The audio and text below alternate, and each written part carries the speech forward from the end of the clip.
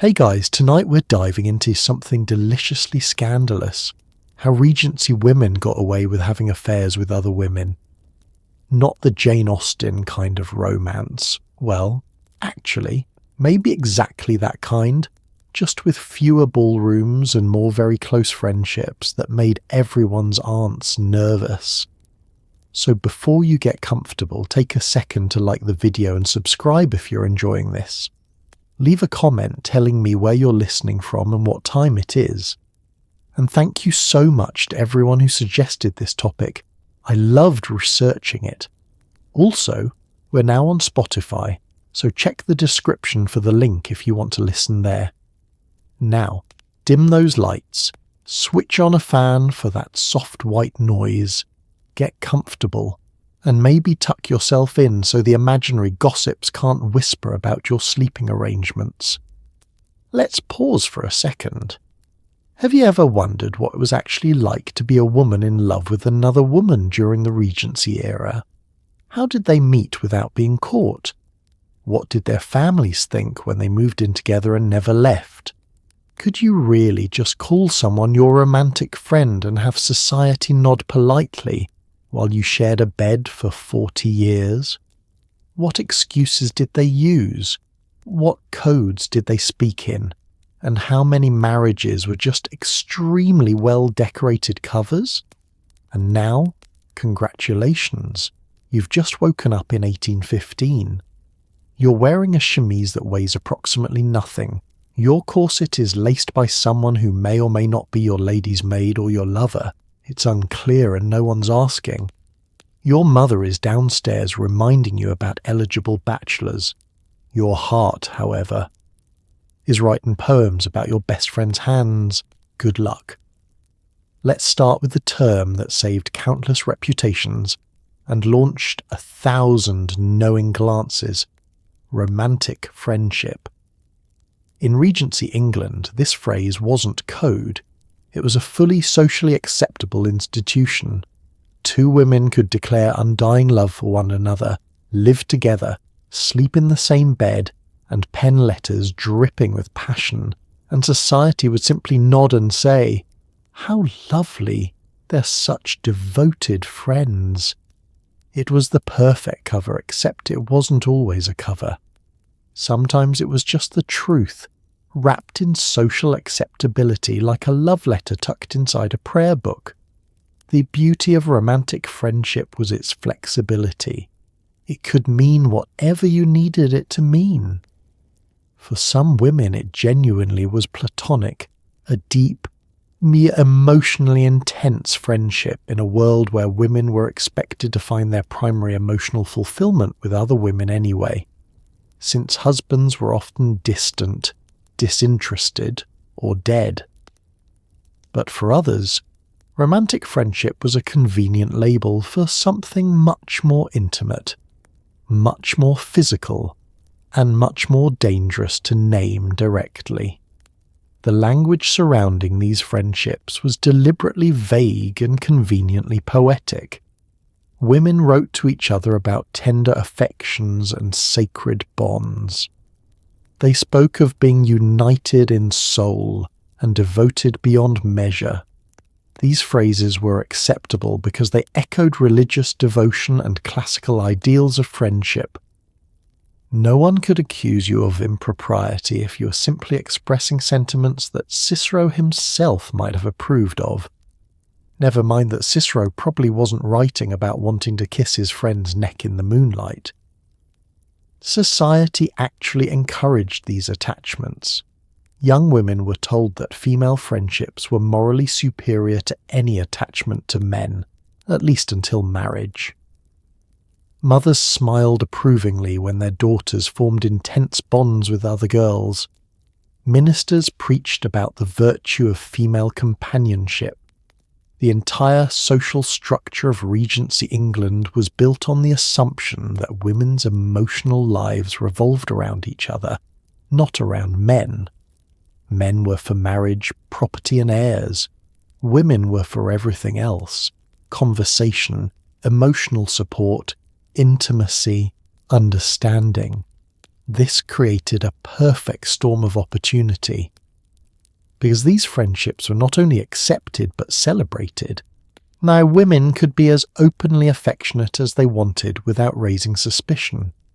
They could hold hands in public, embrace dramatically at reunions, weep openly at separations, and write letters so passionate they'd make a modern romance novel look tame. All of it was just friendship. Romantic friendship. Nothing to see here, just two women being appropriately devoted to each other in a manner befitting their refined sensibilities. The genius of it was that everyone could pretend to believe the surface narrative while understanding the subtext perfectly well. It was the Regency equivalent of roommates, a thin veneer of plausible deniability that let families save face and women live their lives. Your daughter wasn't unmarried because she preferred women. She was unmarried because she'd formed such a profound friendship with Miss Catherine that marriage would be a distraction from their spiritual connection. Much better. Very respectable. No questions, please. Of course, this only worked if you played by the rules. You could love each other desperately, but you couldn't call it love in the wrong way. You could live together forever, but you couldn't make it too obvious that you'd chosen each other over every available man. You could write passionate letters, but you had to frame them in the language of friendship, sensibility, and virtue. The system protected you, but only if you protected the system right back. Step outside those boundaries, and suddenly everyone would remember how to see what had been in front of them all along. Yet Eleanor Butler and Sarah Ponsonby didn't just have a romantic friendship. They had the romantic friendship, the one that became so famous that tourists would detour through Wales just to catch a glimpse of them. In 1778, these two Irish women ran away together, dressed in men's clothing, got caught, ran away again, and eventually settled in a cottage in Wales where they lived together for 50 years.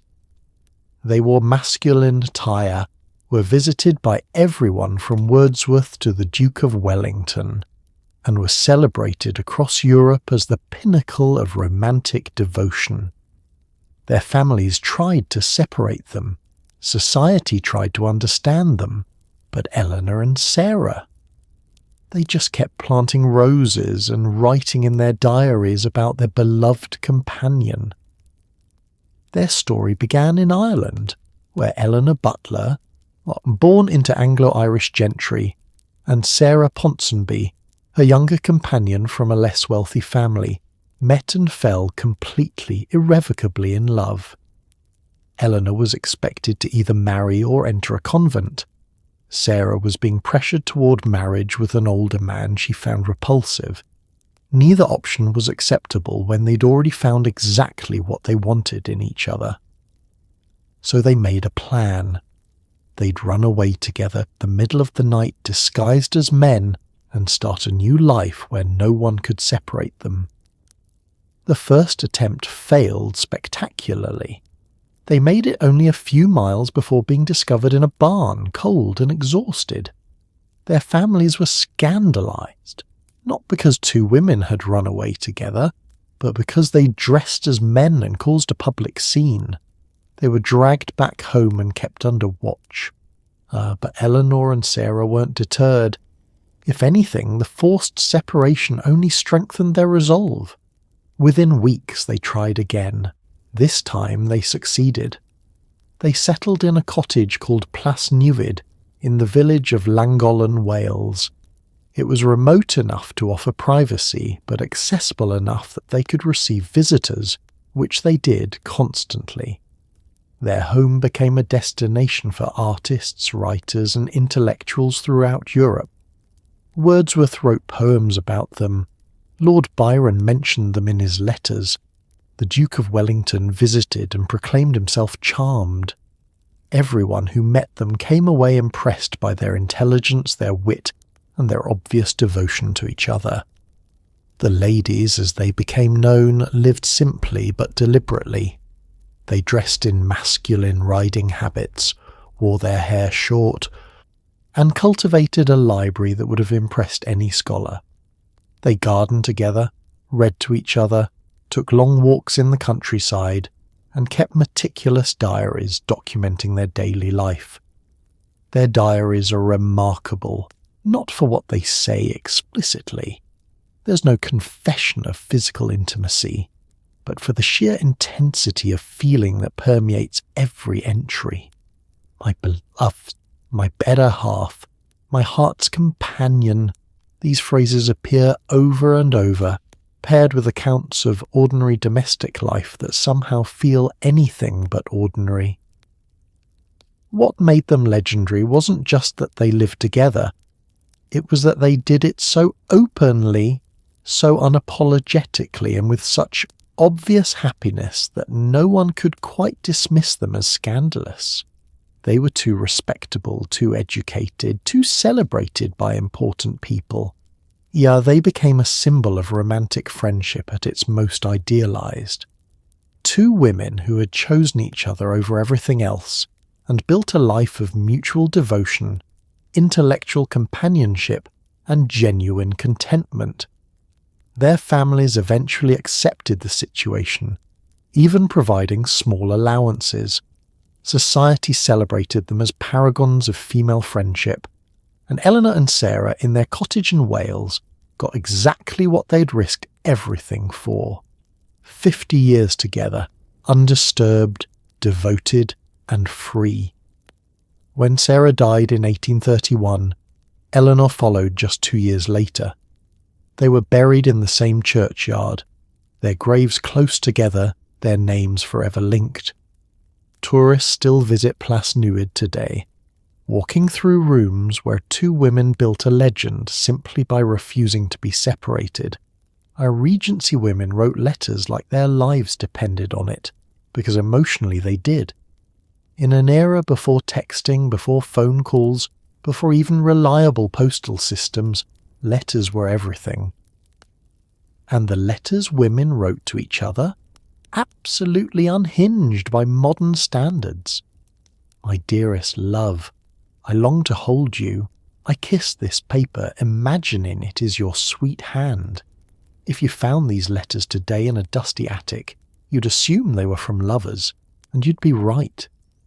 But in the Regency, these letters were filed under correspondence between friends, because what else would two respectable ladies be writing about? The conventions of letter writing in the Regency era gave women remarkable freedom to express feelings that would have been dangerous to speak aloud. Letters could be passionate, intimate, yeah, even explicitly physical in their language, and still maintain a veneer of respectability. Why? Because the entire culture of sensibility encouraged women to write with intense emotion. A letter that wasn't dripping with feeling was considered cold and unrefined. So women wrote with abandon, knowing that the very excess of their emotion would protect them from scrutiny. Consider the kinds of phrases that appeared regularly in these letters. I dream of you nightly, and wake with your name on my lips. The hours without you stretch like years, and I count each moment until we are reunited. Your last letter I have read 12 times, and kept pressed against my heart. These weren't metaphors, or rather, they were metaphors that meant exactly what they sounded like. The writers knew it. The recipients knew it. And somewhere, deep down, the families reading over their daughters' shoulders probably knew it too, they just chose not to acknowledge it. Letters also served a practical purpose. They maintained relationships across distance. When two women were separated by family obligations, marriage, or geography, letters became their lifeline. Some women wrote daily, filling pages with mundane details of their day-to-day lives mixed with passionate declarations of devotion. Others wrote less frequently, but with such intensity that a single letter could sustain the recipient for weeks. These weren't casual updates. They were emotional sustenance, evidence that despite the separation, the bond remained unbroken. The physical act of letter writing itself became ritualized and intimate. Women described the paper they chose, the ink they used, the time of day they wrote. They kissed the paper before sealing it, pressed flowers between the pages, wore a lock of hair into the folds. The letter became a stand-in for the body of the beloved, something to be held, caressed, kept close. Women slept with letters under their pillows, carried them in pockets, reread them until the paper wore thin. The letter was both message and talisman, both communication and connection. Of course, there was always the risk of discovery. Letters could be intercepted by suspicious parents or nosy siblings. They could be lost, stolen, or read by the wrong person. Some women developed codes, innocent-seeming phrases that carried double meanings, or references to shared memories that only the two of them would understand. Others wrote openly, banking on the assumption that their families wouldn't recognize romantic love between women even if it was spelled out in front of them. And often that assumption proved correct. When these letters survive today, tucked into family archives, donated to libraries, discovered in attic trunks, they offer the most direct window we have into the emotional lives of Regency women who loved women. The diaries might be circumspect, the public record silent, but the letters don't lie. They're raw, unfiltered, and undeniable. They're proof that these relationships weren't just tolerated or ignored, they were lived deeply and passionately, one letter at a time. Here's the thing about Regency England. Houses were cold, fireplaces were inefficient, and beds were expensive. So naturally, women shared beds all the time, sisters, cousins, and friends, companions. It was economical. It was sensible. It was absolutely not romantic unless it was, in which case still economical and sensible. No one questioned it. A lady might write in her diary, "Spent the night in dearest Anne's arms, dreaming of our future together," and her brother reading it would think, "How nice they stayed warm." The cover of Practicality was so strong that, even when the romantic subtext was basically text, people just didn't see it, or chose not to. Bed sharing was such a normal part of Regency life that not sharing a bed when guests visited would have been seen as inhospitable.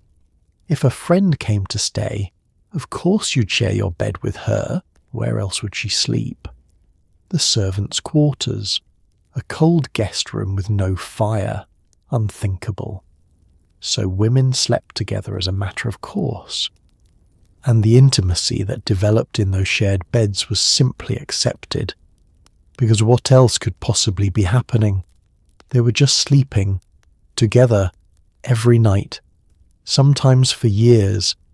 The bedrooms of wealthy women were private spaces, off-limits to men except in very specific circumstances.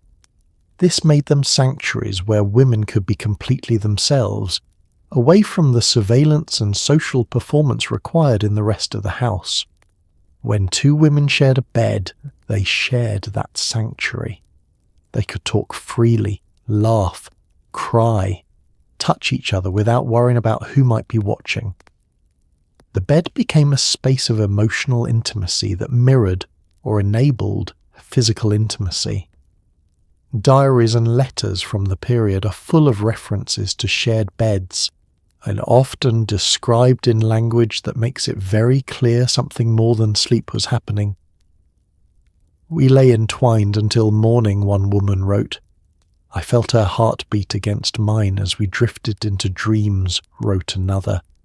"She held me close and whispered such tender words I can scarce bring myself to record them," wrote a third. These aren't descriptions of roommates trying to conserve body heat. These are love stories, written in the only language available to women who couldn't explicitly name what they were to each other. The practical excuse of bed sharing also extended beyond the bedroom. Women travelling together would naturally share accommodations. Inns had limited rooms, and it would have been wasteful and suspicious for two women travelling together to request separate beds, so they shared, and no one thought twice about it.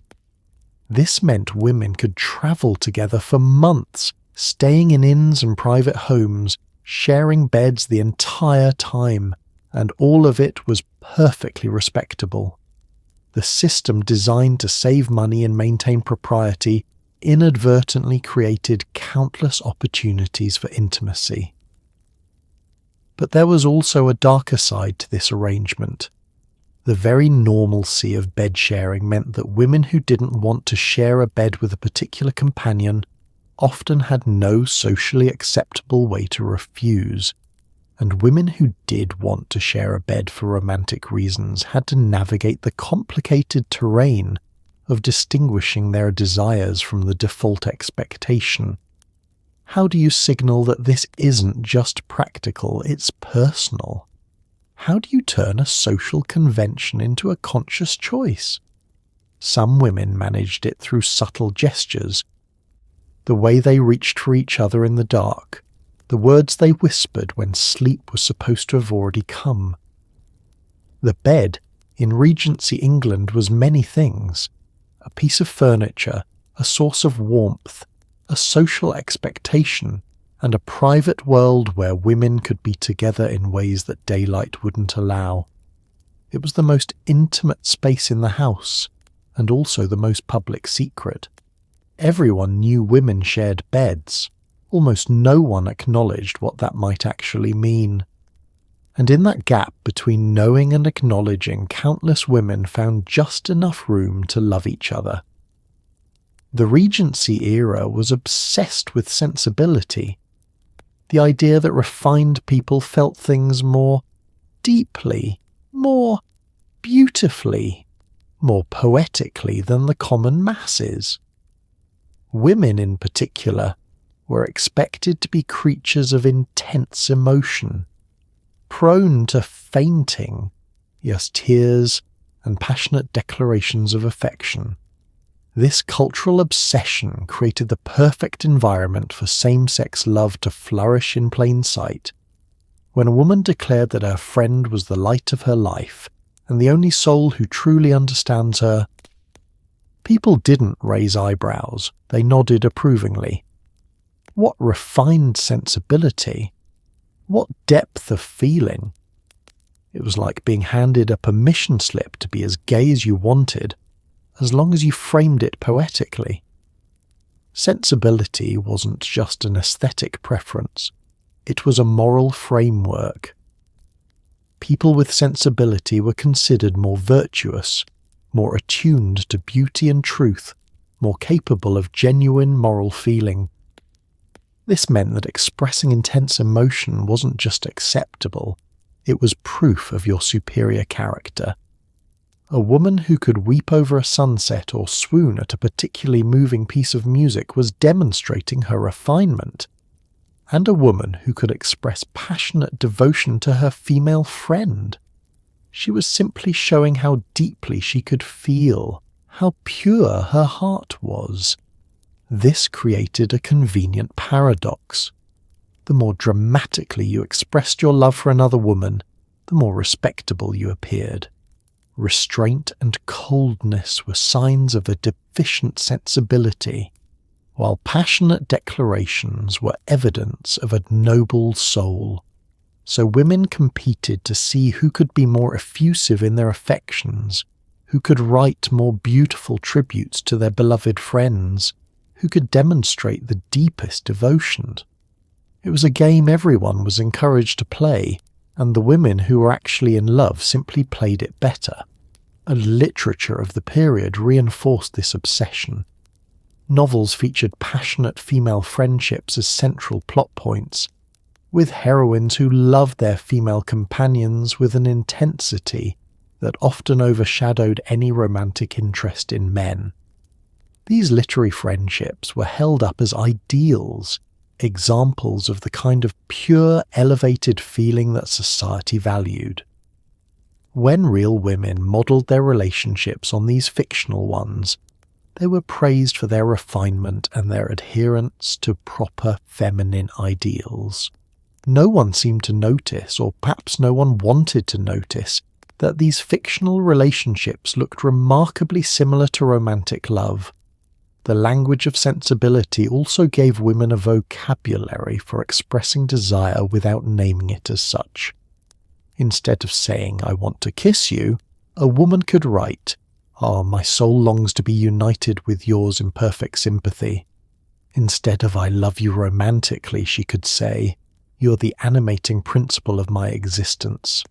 The metaphors were physical, souls uniting, hearts entwining, beings merging into one, but the literal meaning could always be denied if necessary. It was desire expressed through the socially acceptable language of refined feeling. Sensibility also excused behaviour that might otherwise raise questions. If two women wanted to spend every waking moment together, well, that was just their refined souls recognizing their perfect sympathy. If they wept dramatically when separated, that was evidence of their deep feeling. If they expressed violent distress at the thought of being parted, that simply showed how pure and intense their friendship was. Every behaviour that might signal romantic attachment could be reframed as evidence of superior sensibility, and society would applaud rather than interrogate. The cult of sensibility even extended to physical affection. Women could embrace, hold hands, kiss each other goodbye, sit with their arms around each other. All of it was acceptable as long as it was framed as an expression of tender feeling rather than sexual desire. And since no one wanted to suggest that women's affections might be sexual, because that would require acknowledging that women had sexual feelings at all, the physical affection was simply accepted as part of the performance of refined femininity. Of course, this system worked only as long as everyone agreed to read the signs in a particular way. A declaration of love was friendship, an embrace was tenderness, a shared bed was practicality. The language of sensibility provided the script, and as long as everyone stuck to it, women who loved women could live their lives in relative safety. But the moment someone refused to play along, the moment someone said the quiet part out loud, the whole delicate structure could collapse. So women learned to be fluent in the language of sensibility, to perform their love as friendship so convincingly that even they sometimes forgot where the performance ended and the truth began. Marriage in Regency England wasn't about love, it was about property, alliances, and producing heirs.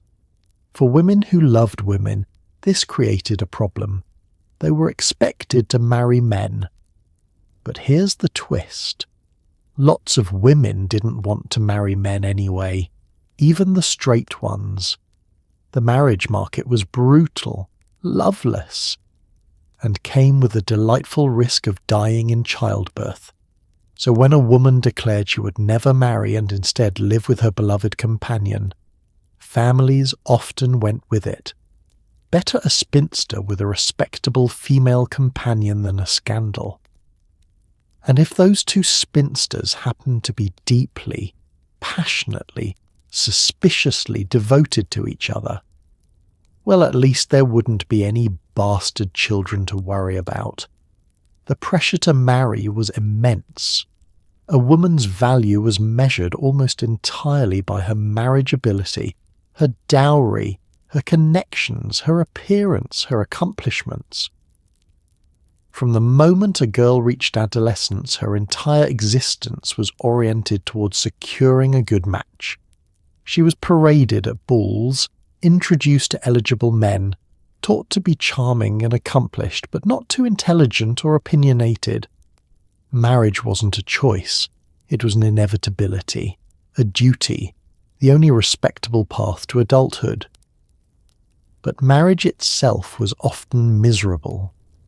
Most matches were made for financial or social reasons, with little regard for affection or compatibility. A woman might meet her future husband only a handful of times before the wedding. She would then spend the rest of her life legally subordinate to him, her property becoming his, her body at his disposal. If he was cruel, unfaithful, or simply indifferent, she had no recourse. Divorce was nearly impossible and socially ruinous. And then there was childbirth, dangerous, painful, and frequently fatal. Many women watched their mothers, sisters, and friends die in childbed, and knew that marriage meant accepting that risk themselves. Given all this, it's no wonder that some women simply refused. They declared themselves content with spinsterhood, preferring the freedom and safety of remaining unmarried to the dangers and indignities of marriage. Their families naturally worried about their future. An unmarried woman without independent means was vulnerable. She had no legal protection, no household of her own, no clear social role. But if that unmarried woman had a companion, another unmarried woman with whom she could share her life and resources, suddenly the situation looked much more stable. Romantic friendships offered an alternative to marriage that families could accept. Two women living together could pool their resources, maintain a respectable household, and provide each other with companionship and support. They wouldn't produce heirs, but they also wouldn't produce scandals, debts, or illegitimate children. They would live quietly, modestly, and safely, exactly what families wanted for daughters who refused to marry. It wasn't the ideal outcome, but it was acceptable, and in a world of limited options, acceptable was often the best women could hope for. Some women used the threat of an unsuitable marriage to negotiate for freedom. If a father was pressuring his daughter to marry a man she found repulsive, she might argue that remaining unmarried with her dear friend was preferable to a disastrous match. Faced with the choice between a reluctant, unhappy wife in a bad marriage and a contented spinster in a respectable romantic friendship, some fathers chose the latter. It was a form of leverage, not much, but enough to carve out some small measure of choice in a system designed to deny women any agency. There were also women who did marry but maintained romantic friendships alongside their marriages. A married woman with a female companion wasn't unusual. Wealthy women often had ladies' companions who lived with them and accompanied them everywhere. If that companion happened to be someone the woman loved deeply, well, her husband was often relieved to have someone else managing his wife's emotional needs, while he pursued his own interests elsewhere. These arrangements could be surprisingly stable, with the husband, wife, and companion forming a household that worked for everyone involved, even if the emotional center of that household was the relationship between the two women rather than the marriage itself. The marriage market's brutality, ironically, created space for women to love each other. Because marriage was so clearly a transaction rather than a romance, no one expected women to find emotional or sexual fulfillment with their husbands. They were supposed to find that with other women, in appropriate, respectable, non-sexual friendships, of course. But the line between an appropriate friendship and an inappropriate one was conveniently blurry, and women who loved women simply stepped across it while maintaining the appearance of propriety. They said no to the marriage market, yes to each other, and somehow made it work within a system designed to give them no choices at all. We're just good friends. We're companions. We're keeping each other company in our spinsterhood. We're sharing expenses. We're both delicate and need constant care from each other, specifically. Regency women perfected the art of the plausible excuse, and society for the most part accepted them at face value. It wasn't that people were naive, it's that they had plausible deniability on their side. As long as no one explicitly said, these two women are in a romantic and sexual relationship, everyone could pretend they didn't know. And pretending not to know was, in many ways, the foundation of Regency social life. The key to a good excuse was that it had to be simultaneously transparent and believable. It needed to explain why two women were living together, sleeping in the same bed, spending every moment in each other's company, and expressing passionate devotion, while also maintaining a veneer of respectability that allowed families and society to accept the arrangement without having to acknowledge what was really going on. This required a delicate balance. Too innocent, and people would ask why you needed to be so insistent. Too obvious, and you'd force everyone to confront what they'd rather ignore. Companionship was perhaps the most versatile excuse. Every unmarried woman of the middle and upper classes needed a companion, someone to live with her, accompany her on outings, provide conversation and society. Hiring a companion was normal. Having a beloved friend serve as your companion was even better, since it was based on affection rather than financial necessity. The fact that this companionship involved sleeping together, travelling together, and building an entire life together was simply efficient, practical. What else would companions do? Delicate health was another popular excuse, and it worked both ways. One woman might claim her health was too fragile to live alone, requiring constant attendance from her devoted friend. Or both women might claim to be too delicate for the rigours of marriage and childbearing, making their quiet life together a medical necessity. Doctors of the period were happy to diagnose women with various vague nervous conditions that required rest, quiet, and the soothing presence of a trusted companion. These diagnoses provided medical legitimacy to arrangements that might otherwise have raised questions. Financial considerations offered another convenient explanation. Two women living together could share expenses, making their limited income stretch further. This was perfectly logical. Housing, servants, food, all of it was cheaper when split between two people. No one needed to ask why these two particular women had chosen to share expenses with each other, rather than with their families or in separate establishments. The financial excuse provided cover for women who might not have had any other plausible reason to be living together, allowing working-class and middle-class women the same opportunities for cohabitation that wealth provided to aristocratic women. Religious devotion could also serve as an excuse. Two women might frame their relationship as a spiritual partnership, a mutual dedication to pious living and charitable works. They were too busy serving God and helping the poor to bother with marriage or worldly concerns. This excuse was particularly effective because it made their rejection of marriage seem virtuous rather than suspect. They weren't refusing men because they preferred each other.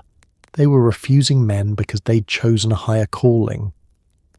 The fact that this higher calling involved living together in devoted companionship was simply a happy coincidence. The beauty of these excuses was that they could all be true and still be excuses. Two women might genuinely need companionship, have delicate health, benefit from sharing expenses, and be deeply religious, and also be madly in love with each other. The excuses didn't have to be lies. They just had to provide an acceptable narrative that allowed everyone to avoid uncomfortable questions. Society wanted to believe the excuses because acknowledging the truth would have required confronting ideas about female sexuality, same-sex desire, and women's autonomy that no one was ready to deal with. Of course, using these excuses required playing along with the system's hypocrisy. Women had to pretend that their deeply passionate, clearly romantic relationships were something else entirely. They had to accept being called companions or friends when they knew they were much more.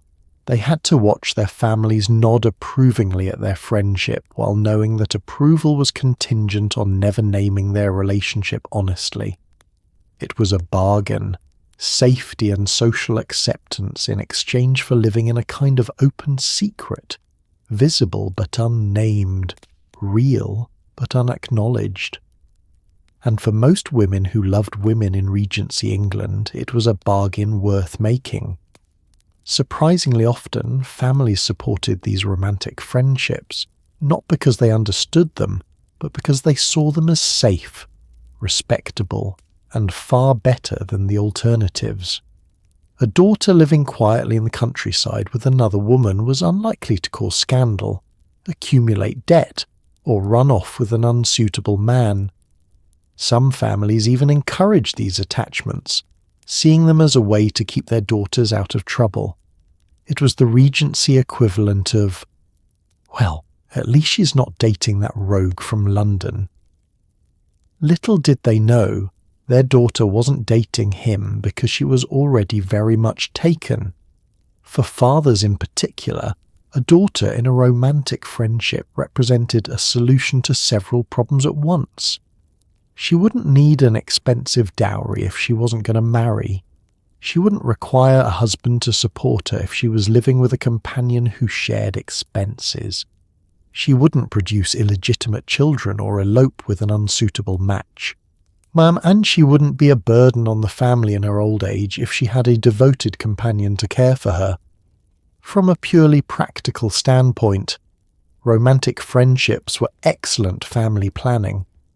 Mothers often supported their daughters' romantic friendships for different reasons.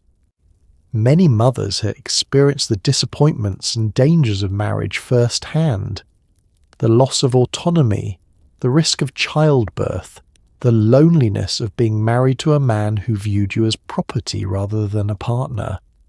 Seeing their daughters form deep, loving bonds with other women might have felt like witnessing a kind of freedom they'd never had themselves. Some mothers actively facilitated these relationships, inviting their daughters' companions to live with the family, providing chaperone for their travels together, and defending their right to remain unmarried. Brothers and sisters were often the most supportive family members. Siblings who genuinely cared about their sister's happiness might recognize that a woman was more content with her female companion than she would ever be in a conventional marriage. They might notice the way their sister's face lit up when her friend entered the room, the way she talked about her, the way she was never quite herself when they were apart. Rather than force a marriage that would make their sister miserable, supportive siblings would advocate for allowing the romantic friendship to continue, sometimes even providing financial support to help the two women maintain their own household.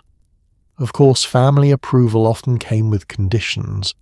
The relationship had to remain respectable in appearance, no public displays that were too affectionate, no behaviour that would invite gossip or scandal.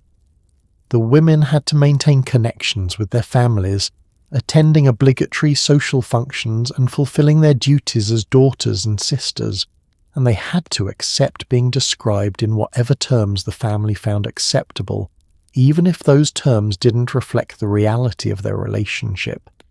As long as these conditions were met, many families were surprisingly willing to look the other way.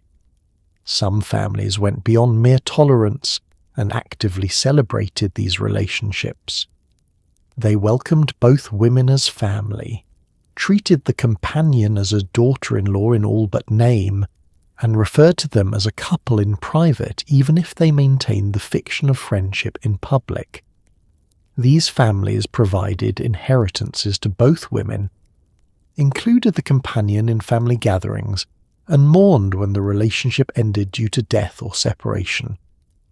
They recognized, even if they couldn't or wouldn't name it explicitly, that their daughter had found love and happiness, and that was more important than conforming to conventional expectations. The support of family could make an enormous difference in women's ability to maintain their relationships. With family approval came financial security, social legitimacy, and protection from the worst forms of gossip and scandal.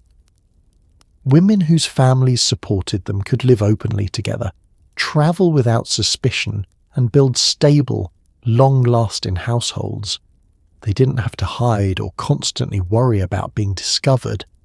They could simply live, love, and be loved in return, with the knowledge that at least some of the people who mattered to them understood and accepted their bond.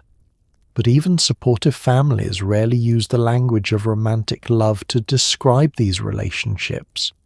They might say their daughter had found a true companion or a kindred spirit or her dearest friend. They might acknowledge that the bond was exceptionally close, even unusually intimate, but they stopped short of calling it what it was. That final step, naming the relationship as romantic or sexual, remained taboo even for the most accepting families. The approval came with an unspoken agreement. We'll support you, we'll protect you, we'll welcome your beloved into our family, but we won't call it love. Not that kind of love. And for women who desperately needed their family's support, that bargain, however imperfect, was often enough. Let's be clear. Getting away with a same-sex relationship in Regency England was significantly easier if you had money. Wealthy women could buy privacy, independence, and social insulation. They could rent cottages in the countryside, travel together unchaperoned, and live without needing a husband's financial support. Working-class women, much harder. They were under constant surveillance, needed to work for wages, and couldn't afford the luxury of a private life. Class didn't just affect whether you could be with the woman you loved. It affected whether anyone would let you live quietly enough to try. Money meant options. A wealthy woman who wanted to live with her female companion could establish her own household, hire servants, and create a private domestic space where no one could interfere. She could choose where to live, perhaps in a city where she was unknown, or in the countryside where neighbours were sparse and gossip travelled slowly. She could travel extensively, using the excuse of health or education to spend months or even years abroad with her companion, far from the watchful eyes of family and society. Money bought distance, and distance bought freedom. Wealthy women also had access to education, culture, and social circles that made romantic friendships not only acceptable but admired. The intellectual and artistic communities of the Regency era celebrated intense female friendships as signs of refinement and sensibility. Women with money could participate in these circles, attend salons, exchange letters with famous writers and thinkers, and build reputations as learned. The cultured women whose deep friendships were evidence of their superior characters. Their class position protected them from the cruder forms of speculation that might have targeted poorer women in similar relationships. Working-class women faced entirely different challenges. A servant or shopkeeper or farmer's daughter couldn't simply announce she was going to live with her female friend and maintain respectability. She needed to work for her living, which meant her time and movements were controlled by employers or family. She couldn't afford to rent rooms, hire servants, or maintain the kind of independent household that might have given her privacy. She was surrounded by people, family, employers, neighbours, fellow workers who noticed everything and had no reason to maintain polite fictions about what they saw. For working-class women, romantic friendships often had to be conducted in stolen moments, brief meetings after work, secret letters, whispered conversations in shared rooms. They couldn't travel together or live together openly without raising immediate questions about propriety and morality. If they tried to establish a household together, they'd need to work constantly just to survive, leaving little time or energy for the relationship itself.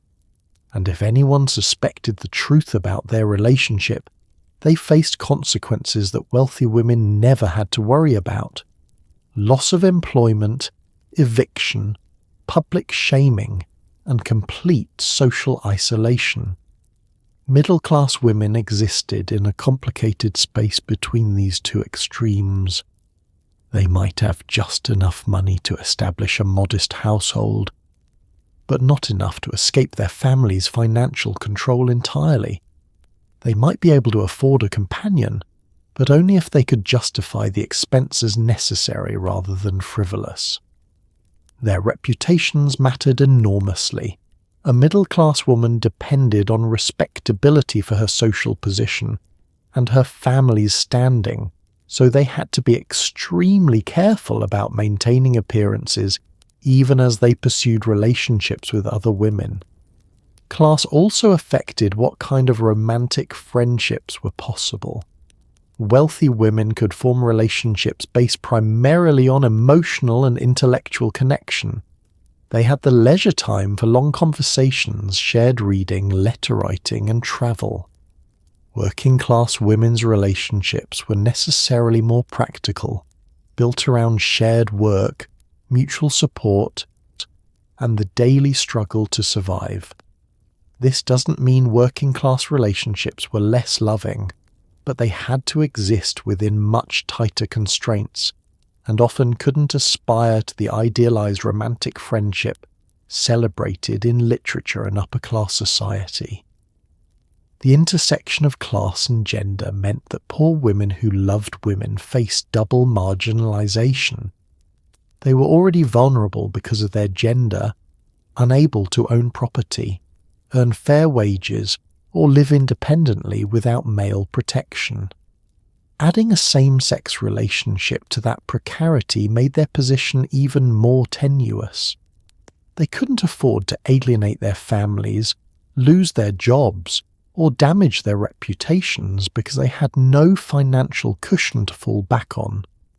Their love had to exist in the shadows, unacknowledged and often unsupported, making it all the more remarkable that some managed to sustain these relationships despite the odds stacked against them.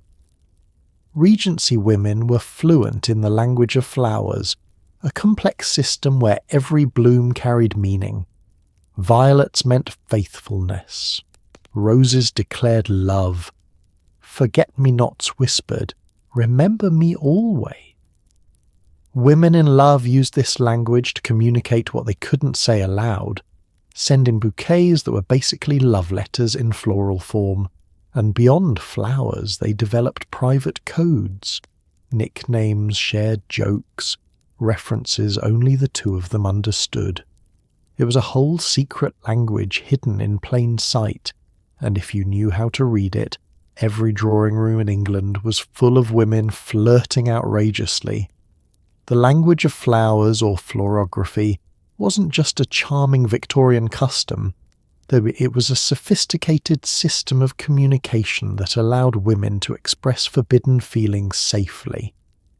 Each flower had multiple possible meanings depending on context, colour, and combination with other flowers. This complexity meant that a bouquet could carry layers of meaning, a surface message that anyone could read, and a deeper, more intimate message meant only for the recipient. A woman could send red roses, passionate love mixed with violets, faithfulness, and forget-me-nots, true love and remembrance, and any observer would simply think, how lovely, what a beautiful bouquet. But the recipient would read it as a declaration. I love you passionately, I am faithful to you, and I will never forget you. Women became experts at encoding their feelings in floral arrangements. A single white camellia meant you're adorable. Pink camellias meant I long for you. Red camellias declared you're a flame in my heart. Lavender spoke of devotion and distrust, a complicated flower for complicated feelings. Pansies meant you occupy my thoughts. Primroses whispered, I can't live without you. Women could construct entire emotional narratives using nothing but flowers, creating bouquets that functioned as poetry, as confession, as promise. But flowers were just the beginning. Women developed elaborate private languages with their beloved friends, systems of meaning invisible to outsiders but crystal clear to the two of them. They created nicknames that were simultaneously innocent and intimate. They referenced shared memories and private jokes that transformed ordinary conversation into coded love letters. A woman might say, I saw the most beautiful sunset this evening, and her companion would understand this as I was thinking of you and wishing you were here. Every shared experience became a reference point, every inside joke a secret handshake. Some women used literary references as code. They'd quote poetry or novels that carried specific meanings within their relationship, using someone else's words to express what they couldn't say directly. A line from a Shakespeare sonnet or a passage from a novel about passionate friendship could communicate volumes. The beauty of literary references was that they seemed educated and respectable, exactly the kind of thing refined women should be discussing, while simultaneously allowing for deeply personal and romantic subtext. Letters between women were full of these codes.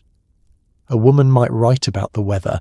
It has been terribly cold without the warmth of your company, and mean something far more intimate than meteorological observation.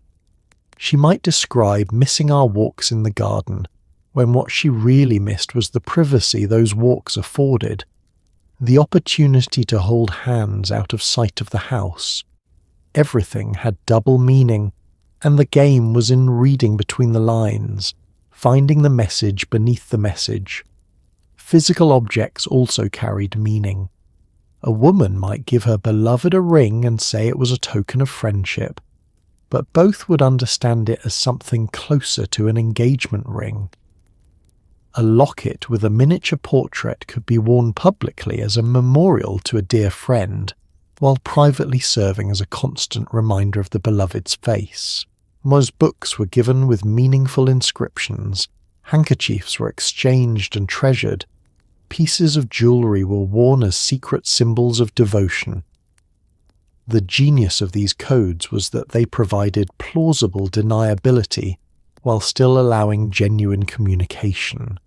If someone intercepted a letter full of flower references and poetic quotations, they'd see nothing but the typical effusive friendship of refined women. They wouldn't notice that I dream of the day we're reunited wasn't a casual pleasantry, but a passionate longing. They wouldn't realize that the pressed violet enclosed with the letter was a declaration of faithfulness. The code protected the women from discovery, while still allowing them to express their true feelings to each other. These secret languages also created intimacy through shared knowledge. Every time two women used their private codes, they reinforced the boundary between their private world and the public world around them. They were saying, "This is ours. No one else understands this. No one else needs to." It was a way of creating and maintaining a relationship that existed in parallel to the public friendship everyone else saw. And in a world where women who loved women had very few ways to claim their relationships publicly, these secret languages were how they claimed them privately. One flower, one coded phrase, one shared glance at a time. Not everyone got away with it. Some women were too open, too defiant, or just too unlucky. When the subterfuge failed, when someone explicitly named what was happening, the consequences could be brutal. Families could force separations, cut off financial support, or lock women away under the guise of treating hysteria or nervous disorders. The threat was always there, hovering like a chaperone who wouldn't leave the room. The key to survival wasn't just love. It was discretion, strategy, and a willingness to play the game just well enough to stay under the radar. The line between acceptable and unacceptable was maddeningly thin and constantly shifting. A woman could write passionate letters, share a bed, and declare undying devotion, all perfectly fine. But if she refused to perform the correct amount of interest in men, if she was too dismissive of marriage proposals, if she made her preference for women's company too obvious, suddenly she became suspicious. The trick was to be devoted but not too devoted, passionate but not too passionate, sisters intimate but never in a way that forced anyone to confront what intimacy actually meant. Some women miscalculated. They trusted the wrong person with the truth about their relationship. They assumed their family's tolerance meant acceptance. They grew comfortable enough to stop performing heterosexual interest entirely.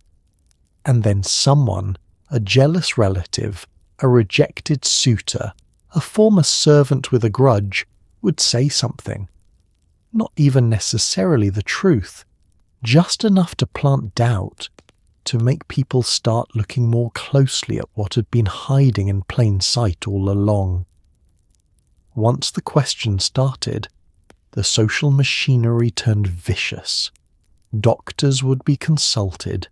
They'd diagnose erotic insanity or hysterical attachment or some other medicalized term for loving women. The prescribed treatment was separation, immediate and total, yet the women would be forbidden from seeing each other, writing to each other, or even speaking each other's names. If they resisted, more drastic measures followed. Confinement in private madhouses, forced marriage to cure them, exile to distant relatives who would keep them under surveillance. The cruelty of these forced separations cannot be overstated. Women who had built entire lives together, who had shared decades of devotion, would be ripped apart with no opportunity for goodbye. No chance to make plans, no acknowledgement that what they were losing was anything more than an unhealthy friendship. Their letters would be intercepted and destroyed.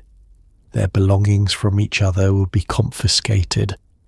Every trace of the relationship would be systematically erased, as if love could be deleted through force of will and social pressure. Some women died from these separations, not metaphorically, actually died. The historical record is full of women who fell into deep depressions, stopped eating, developed mysterious illnesses, and simply faded away after being separated from their companions.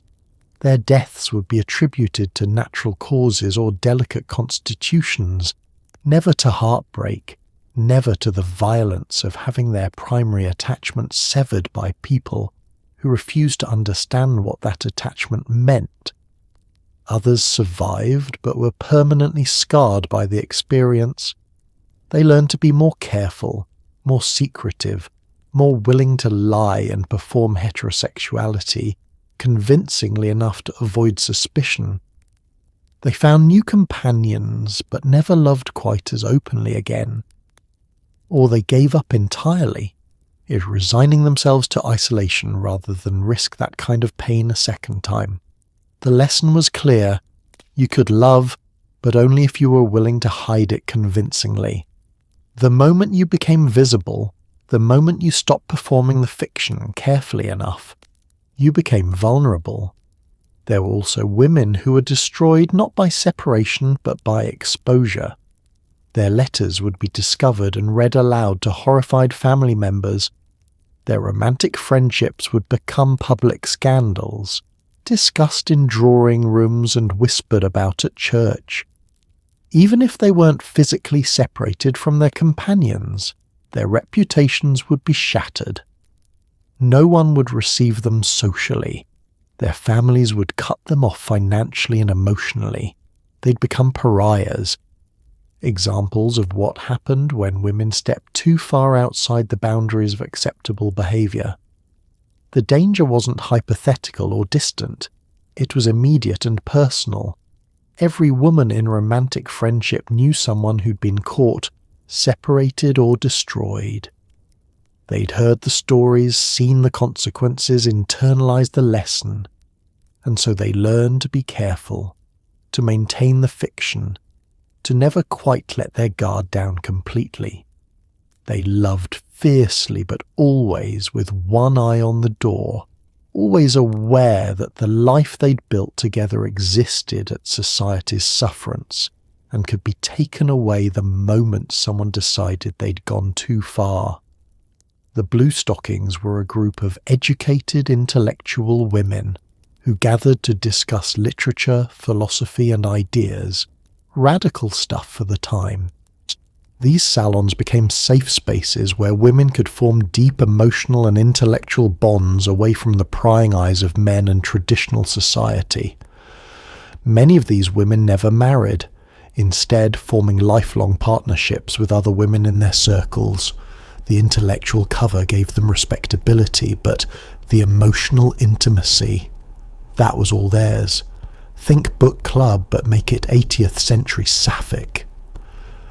The term bluestocking was initially meant as an insult, a way to mock women who cared more about books than ball gowns, but these women reclaimed it with pride. They hosted gatherings where conversation replaced card games, where discussing Milton was more important than discussing marriage prospects. These salons attracted the most brilliant women of the era. Writers, translators, poets, yes, darn, thinkers who had no interest in pretending to be less intelligent than they were just to attract husbands. Within these circles, women found something revolutionary. Other women who valued them for their minds. They could debate philosophy, critique literature, discuss politics, and be taken seriously. More importantly, they could form friendships based on intellectual compatibility and shared passion for ideas. When two brilliant women recognized each other across a salon, when they discovered they'd both been reading the same obscure philosopher or writing similar poetry in private, the connection was electric, and often that intellectual connection deepened into something far more intimate. The beauty of intellectual circles was that they provided perfect cover for romantic relationships. Our two women who spent hours in each other's company discussing Locke and Rousseau weren't suspicious. They were admirably dedicated to learning. When they travelled together to visit other Bluestockings or attend lectures, they were furthering their education, not conducting a relationship. When they moved in together to collaborate on translation projects or share research, they were being practical and professional. The intellectual justification made everything else possible. These circles also created networks of support. Bluestocking women looked out for each other, provided financial assistance when needed, and offered safe spaces for women whose relationships might not be accepted by their families. If a woman needed to escape a forced marriage or a controlling family, other Bluestockings would help her find housing, introduce her to potential companions, and integrate her into circles where her unmarried status wouldn't be questioned.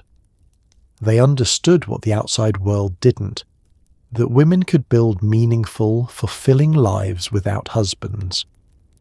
The intellectual focus also meant these women had careers, projects, and identities beyond their relationships.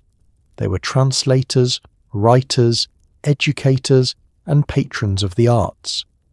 This gave them financial independence, at least some of them, and social credibility that protected them from the worst assumptions about unmarried women. A bluestocking wasn't a spinster who'd failed to catch a husband. She was a scholar who'd chosen learning over marriage. The framing made all the difference. Many bluestocking partnerships lasted decades.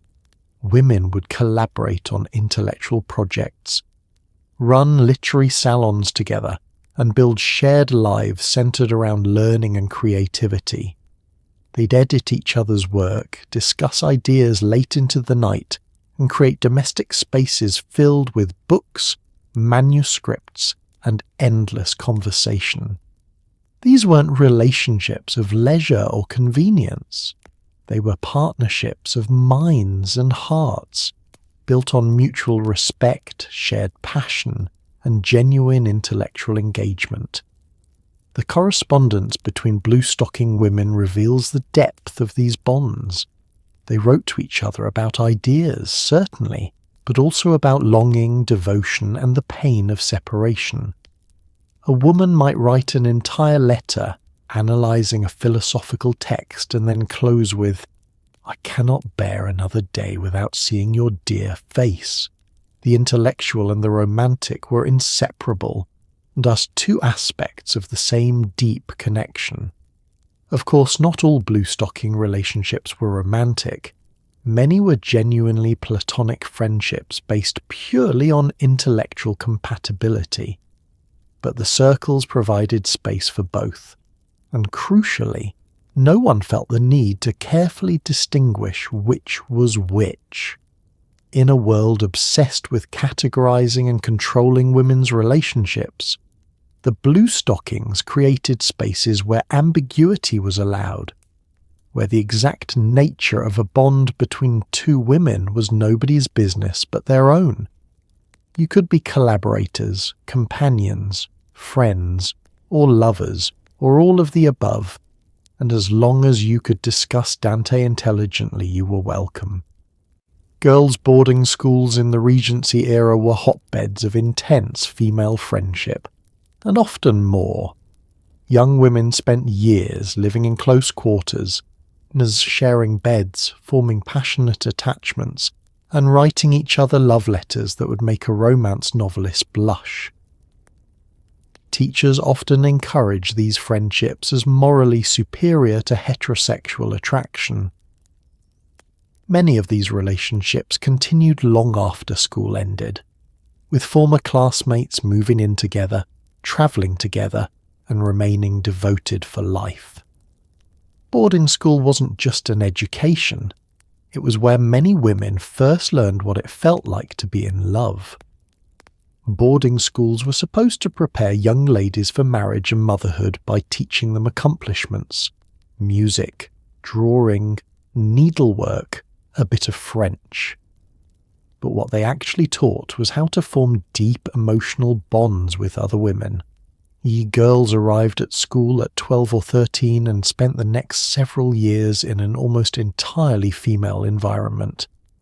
They studied together, slept in dormitories or shared rooms, ate together, walked together, and spent virtually every waking moment in female company. In this environment, intense friendships weren't just common, they were expected. Teachers encouraged girls to form attachments to each other as a way of developing their capacity for refined feeling.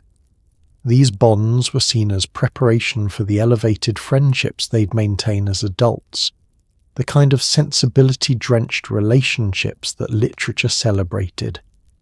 No one worried that these friendships might become too intense, because the prevailing belief was that female friendship was inherently pure, thus still incapable of the sexual transgression that worried everyone about relationships between young women and men. This created a perfect storm for romantic awakening. girls who were just beginning to understand their own desires found themselves surrounded by other girls in an environment that positively encouraged emotional intensity. They'd develop crushes on older students or teachers. They'd form exclusive pairs, becoming inseparable and jealous when their beloved friend paid attention to anyone else. They'd exchange locks of hair, write poetry for each other, and carve their initials into trees during garden walks. The letters these girls wrote to each other were extraordinary. "My beloved Jane, I count the hours until I see you again, for every moment apart feels like an eternity. Dearest Margaret, you are my sun, my moon, my very breath. I cannot imagine life without you." These weren't casual notes between classmates. These were declarations of all-consuming passion.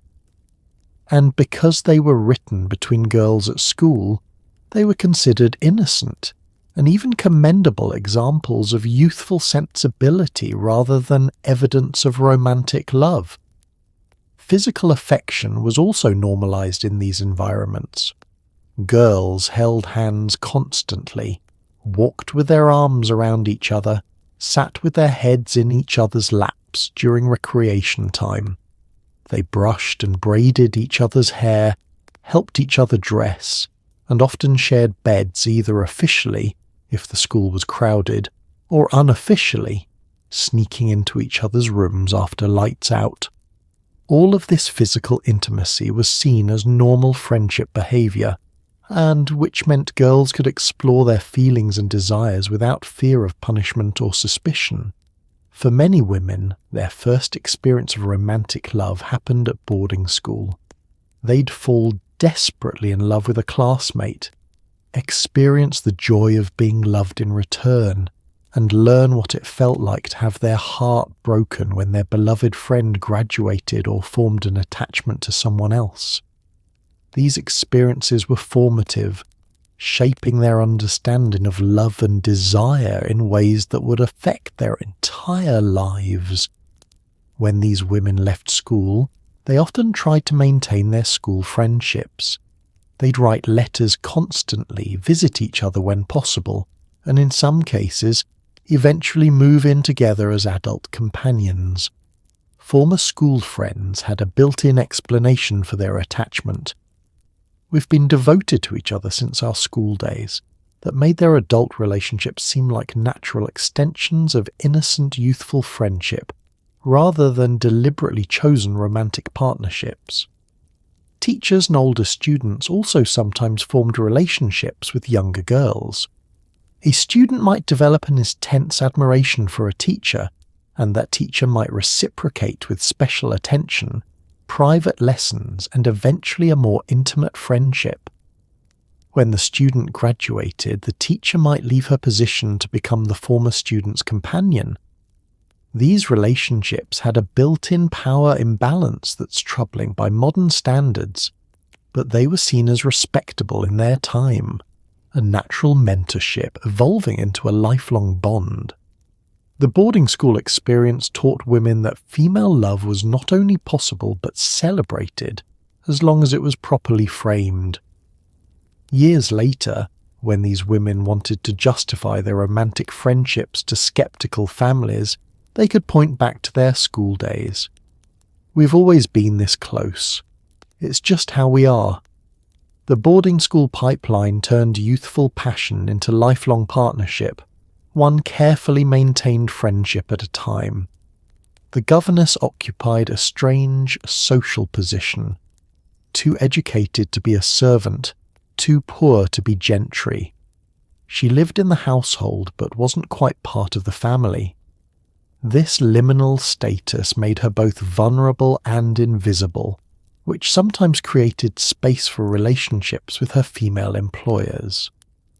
A lonely, educated woman in a loveless marriage might find companionship, understanding, and more with the governess who shared her love of books and music.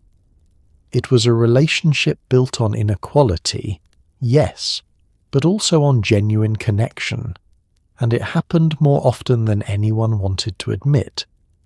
Governesses were educated women who'd fallen on hard times, daughters of clergymen who died without leaving adequate provisions, women from good families who'd lost their money, or simply women who'd never married and needed to support themselves.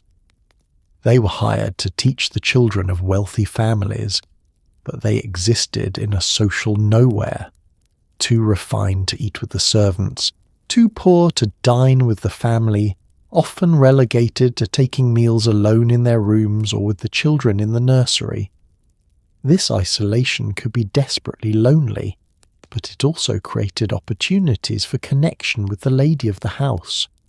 A wealthy woman trapped in a loveless marriage, surrounded by servants she couldn't befriend and a husband who ignored her, might find herself drawn to the governess. Here was someone educated, cultured, capable of intelligent conversation, all the things her husband's friends weren't, all the things she'd been missing. They'd start by discussing the children's progress, but soon they'd be talking about books they'd both read, sharing opinions on poetry, discovering shared interests. These relationships often began innocently enough. The lady of the house would invite the governess to join her in the drawing room in the evenings. They'd play music together, read aloud, work on embroidery side by side. The governess, starved for adult companionship and grateful for kindness from her employer, would blossom under the attention. The lady, as equally starved for meaningful connection, would find herself thinking about the governess constantly, looking forward to their time together, feeling more alive than she had in years. The power imbalance was undeniable and complicated. The lady could dismiss the governess at any time, leaving her without references and possibly unable to find other employment.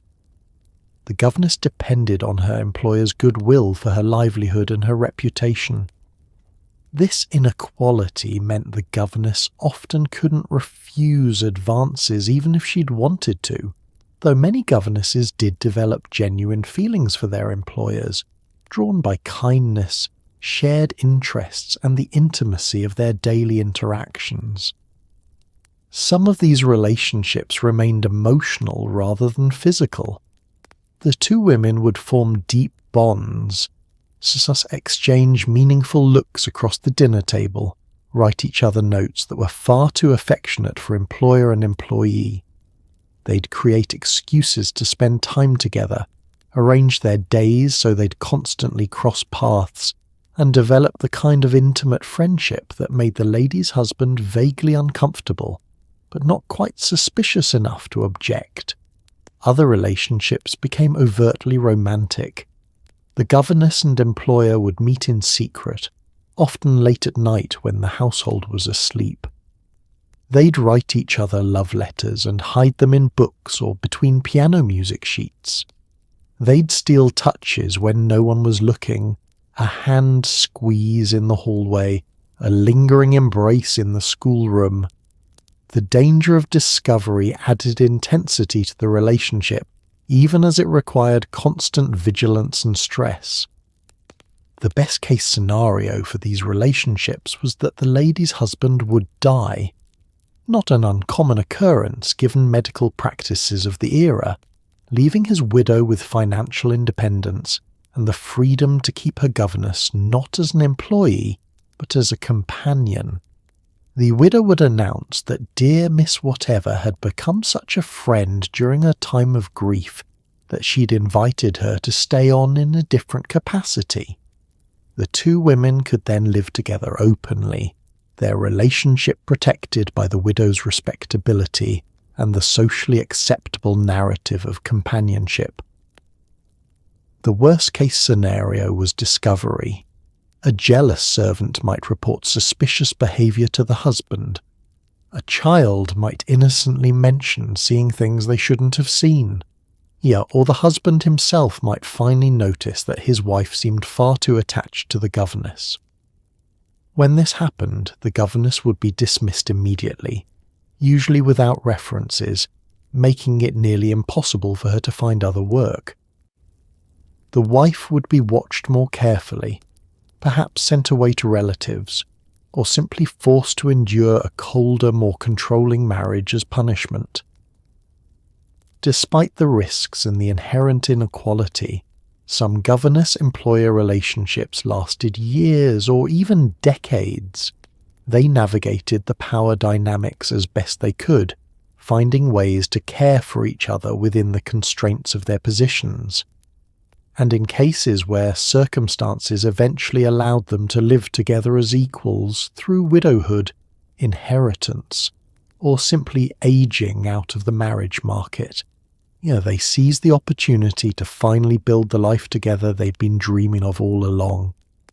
Widows in Regency England had something rare and precious: independence. They controlled their own money, made their own decisions, and weren't expected to remarry if they didn't want to. This freedom meant widows could live openly with female companions without raising suspicion.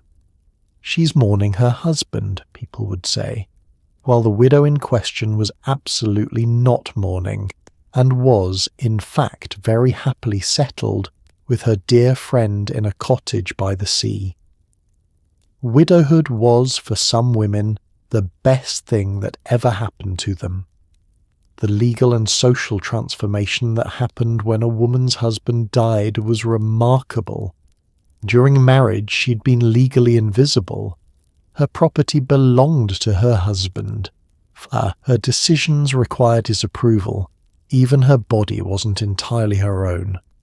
But widowhood changed everything. Suddenly she controlled her jointure. The portion of her husband's estate designated for her support, made her own financial decisions, and could live wherever and with whomever she chose. For the first time in her adult life, she was a legal person with agency. Society expected widows to mourn, certainly. There were elaborate mourning rituals, specific clothing to wear, appropriate periods of seclusion, strict rules about social engagements. But these expectations also gave widows a convenient excuse to withdraw from the marriage market entirely. A widow could declare she'd loved her husband so deeply that remarriage was unthinkable, and society would approve her devotion. Never mind that she had actually been miserable in her marriage and was delighted to be free. The performance of grief brought her permanent exemption from having to marry again. This created perfect conditions for romantic friendships. A widow who wanted to live with another woman simply invited her to be a companion during this difficult time of mourning. People understood that a grieving woman needed support, comfort, and someone to share her loneliness. If that someone happened to be a woman the widow had been in love with for years, well, convenient timing. The companion would move in, ostensibly temporarily, and then just never leave. After a few years, their shared household would be so established that no one questioned it anymore. Wealthy widows had even more freedom. With financial independence and social status, they could travel, maintain their own salons, patronize the arts, and generally live exactly as they pleased. Many chose to live with other widows, 2 or more women forming households together, pooling their resources and their independence. These widow households were seen as practical arrangements, but they also created spaces where women could build lives centered entirely on each other, free from male oversight or interference. The widow-companion dynamic was one of the most stable and long-lasting forms of romantic friendship in the Regency era. Because both women had the social protection of the widow's status and the widow's money, they could weather gossip and family disapproval more easily than younger, more vulnerable women. They could be openly affectionate without raising too many eyebrows. They could make decisions about their lives without needing permission from fathers, brothers, or husbands. They were in many ways as free as women could be in that era. Some widows specifically sought out other widows as companions, recognizing that only someone who'd also escaped marriage could fully understand the relief and possibility of widowhood. They'd form partnerships based on shared experience, shared independence, and mutual determination never to surrender that independence to another man. These widow pairs became fixtures in their communities, respected, financially comfortable, visibly devoted to each other, and completely untouchable by the social pressures that constrained younger women. Younger women sometimes waited for widowhood the way others waited for inheritance. If you were in love with a married woman, your best hope was that her husband would die and she'd be free to live with you openly. This sounds morbid, and it was, but it was also realistic. Medicine was primitive, men engaged in dangerous activities like hunting and warfare, and many husbands were significantly older than their wives. Death was common enough that waiting for widowhood was actually a viable strategy. Some relationships that began as secret affairs between a married woman and her friend only became open, stable partnerships after the husband's convenient death. There were also widows who'd spent their marriages conducting discreet romantic friendships and who, upon achieving widowhood, immediately moved in with their longtime beloved. These women had waited decades for freedom, maintaining their love through letters and stolen visits, always knowing that someday, if they were patient enough, they'd be able to live together openly. When that day finally came, they embraced it with relief and joy, and if they shed any tears during the funeral, those tears were probably more complicated than the mourners realized. Some women took things a step further and dressed in masculine clothing, not as a disguise, but as a statement. The ladies of Llangollen wore riding habits and cravats. Others adopted men's fashion in their private lives or when travelling. This wasn't always about sexuality, but it often was. Masculine dress gave women freedom of movement, social power, and a way to signal to other women, "I'm not like the others."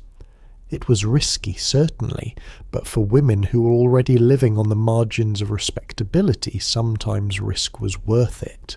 Nay, women's fashion in the Regency era was restrictive in every sense.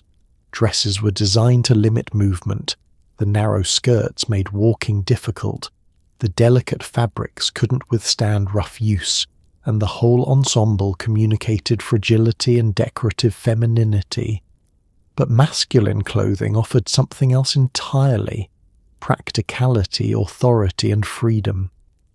Men's coats were sturdy, their boots were made for actual walking, their clothing allowed them to ride horses properly, travel comfortably, and move through the world without constantly worrying about mud on their hems or propriety of their appearance.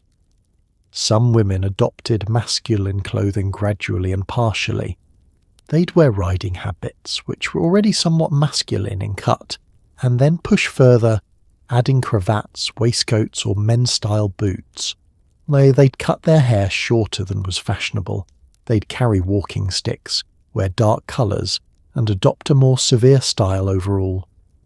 These choices were usually explained as practical or eccentric, but they also sent a signal.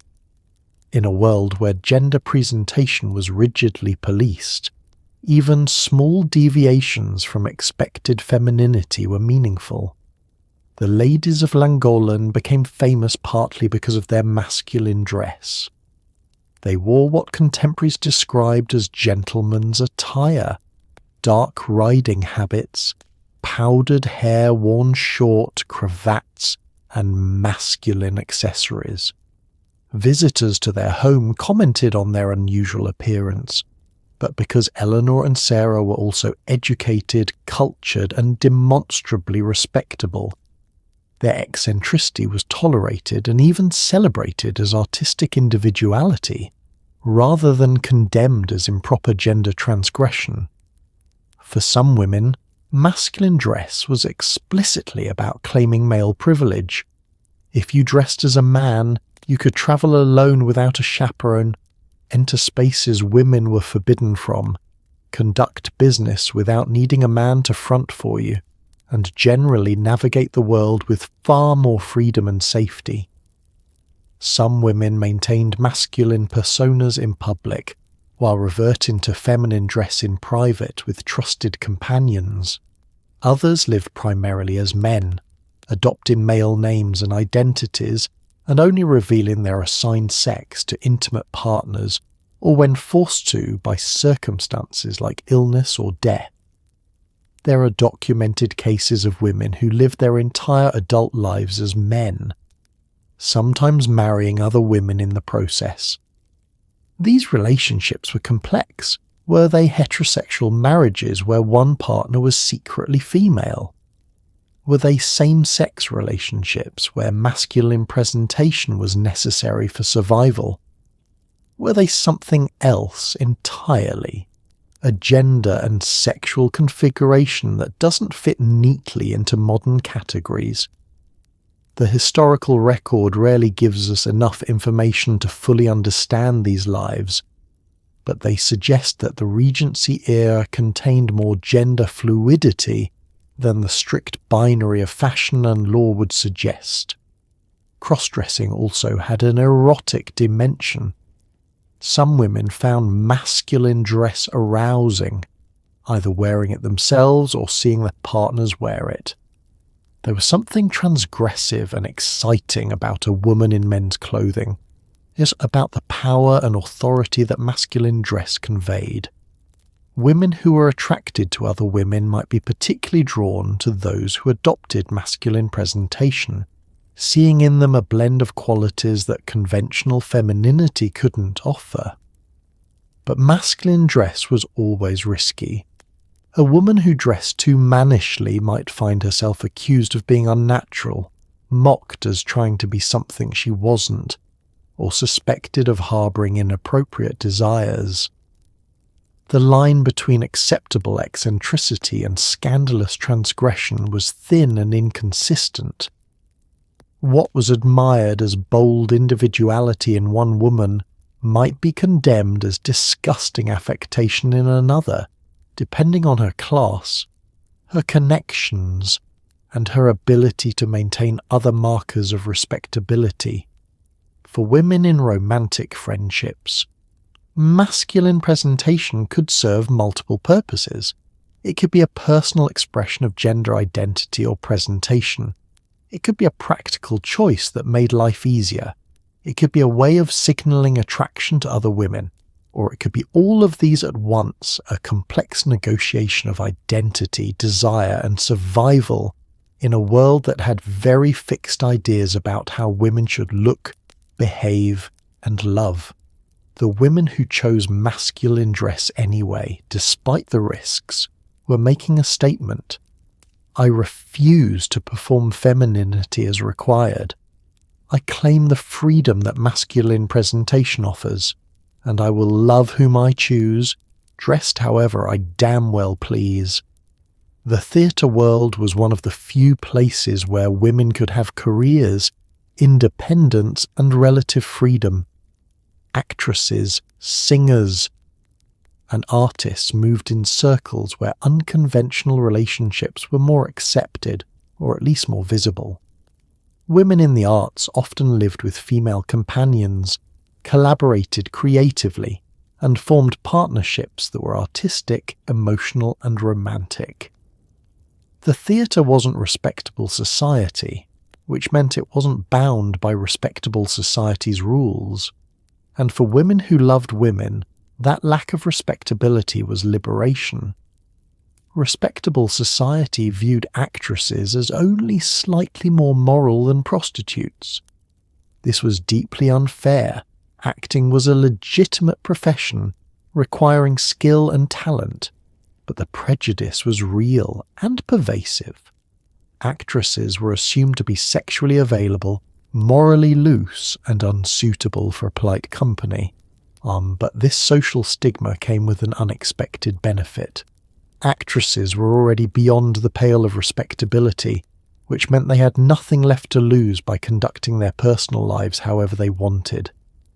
Theatre companies were like travelling families, groups of performers who lived and worked together, moving from town to town, sharing accommodations and expenses. Within these companies, relationships formed organically. Two actresses might become partners both on and off stage, performing together and sharing a bed at the inn afterward. Stage partnerships often reflected or created real partnerships. The chemistry that made them convincing romantic leads in plays was sometimes based on genuine attraction. The artistic world also attracted women who had been rejected by, or who rejected conventional society. A woman who'd been disowned by her family for refusing marriage might find acceptance in theatrical circles. A woman whose romantic friendship had been discovered and condemned might flee to the theatre, where her scandalous past would be shrugged off as unremarkable. The arts became a refuge for women who couldn't or wouldn't conform, and within that refuge they found each other. Female singers and musicians also formed partnerships based on creative collaboration. They'd tour together, perform duets, live together between engagements. Their professional partnership provided cover for their personal relationship, and their personal relationship often enhanced their professional work. Audiences loved the chemistry between female duet partners, because never quite realizing that what they were seeing on stage reflected a deeper connection off stage. Visual artists, painters and sculptors had similar opportunities. Women artists often hired female models who became companions and sometimes lovers. The artist-model relationship was understood to be intimate by necessity. The model spent hours in the artist's private studio, often unclothed, creating an environment of forced intimacy that could develop into genuine emotional connection. Society understood that artists were eccentric, that they needed relationships with their models to do their work, and as long as everything stayed within the studio, questions were rarely asked. The bohemian lifestyle associated with artists also provided cover. Artists were expected to live unconventionally, yes, to care more about their work than social propriety, to prioritize creative expression over respectability. Two women sharing a studio garret in a less fashionable part of town raised fewer eyebrows than two women from respectable families moving in together would have. The artist identity gave them permission to live differently, and that permission extended to their relationships. Of course, the freedom of the artistic world came with significant costs. Women in the arts were financially precarious, dependent on unpredictable income from performances or sales. They had no social safety net. If they became too old, ill, or unpopular to work, they had no family support to fall back on. They were vulnerable to exploitation, harassment, and poverty. The freedom to love openly came at the price of security and respectability. But for many women, that trade-off was worth it. In the theatre and the arts, they could be themselves in ways that would have been impossible in conventional society. They could love openly, live with their partners without elaborate excuses, and build lives centered on creativity and passion rather than duty and propriety. They might be poor, disreputable, and looked down upon by respectable society, but they were free. And for women who'd tasted that freedom, there was no going back to the prison of respectability. Here's a surprising fact. Regency England didn't really have a concept of lesbianism as an identity or medical condition. While male homosexuality was illegal and could be punished by death, female same-sex relationships were largely ignored by the law. Why? Because many people, especially men, simply couldn't imagine women having sexual desire independent of men. This ignorance, as insulting as it was, created a loophole. As long as women didn't explicitly name what they were doing, society literally couldn't conceive of it. Out of sight, out of mind, and definitely out of the courtroom. The legal invisibility of female same-sex relationships wasn't a progressive oversight. It was rooted in deeply sexist assumptions about women's sexuality. The prevailing medical and philosophical understanding was that women were essentially passive sexual beings who responded to male desire but didn't experience autonomous sexual feelings. Since real sex required a penis, the thinking went, two women together couldn't possibly be engaging in anything sexual. They might be engaged in some vague romantic friendship, but without a man involved. There was no sex happening and therefore no crime, no sin, no problem. This medical erasure meant there was no vocabulary for female same-sex desire in mainstream discourse. Medical texts might occasionally mention women who showed excessive attachment to each other or who displayed masculine tendencies, but these were treated as curiosities or symptoms of hysteria, rather than as a coherent sexual identity. Doctors didn't diagnose lesbianism because they didn't believe it existed as a real phenomenon, just as confused women who needed to be married off to men who'd set them straight. Literally. The few instances where female same-sex relationships did enter legal or medical discourse usually involved cases where one woman had passed as a man. If a woman dressed as a man and married another woman, that might be prosecuted, not because two women had formed a relationship, but because the masculine-presenting woman had committed fraud by pretending to be a man. The crime was gender transgression and deception, not same-sex love itself. As long as both women presented as women, the law had no framework for understanding or regulating their relationship. This legal and medical blind spot created space for women to love each other without facing the same violent persecution that men who loved men faced. Two women could live together for 50 years, share a bed, declare passionate love in letters and diaries, and never worry about being arrested, tried, or executed. The worst they typically faced was social disapproval, gossip, or family pressure to separate.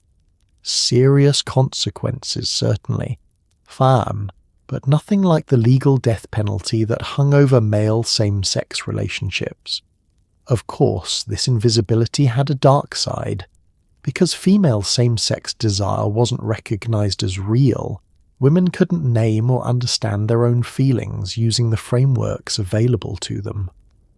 A woman who was attracted exclusively to other women had no language for her experience, no community to turn to, no cultural narratives that reflected her life.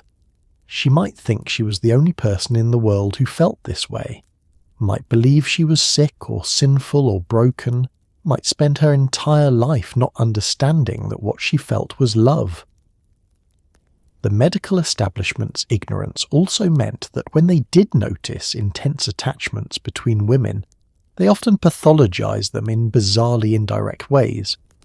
A woman who refused to marry and was devoted to her female friend might be diagnosed with hysteria, nervous disorders, or an overabundance of sensibility. The treatment would focus on making her more feminine, more marriageable, more interested in men, never acknowledging that the actual problem was her attraction to women, because doctors couldn't quite bring themselves to believe that was even possible. There were occasional moral panics, but they were rare and usually localized. A particularly visible romantic friendship might scandalize a small community, leading to gossip, social exclusion, or pressure from families to separate the women. But these panics never reached the national level or resulted in legal reforms specifically targeting female same-sex relationships. Unlike male homosexuality, which was the subject of periodic waves of prosecution and public hysteria, female same-sex love remained stubbornly invisible to the legal and medical establishment.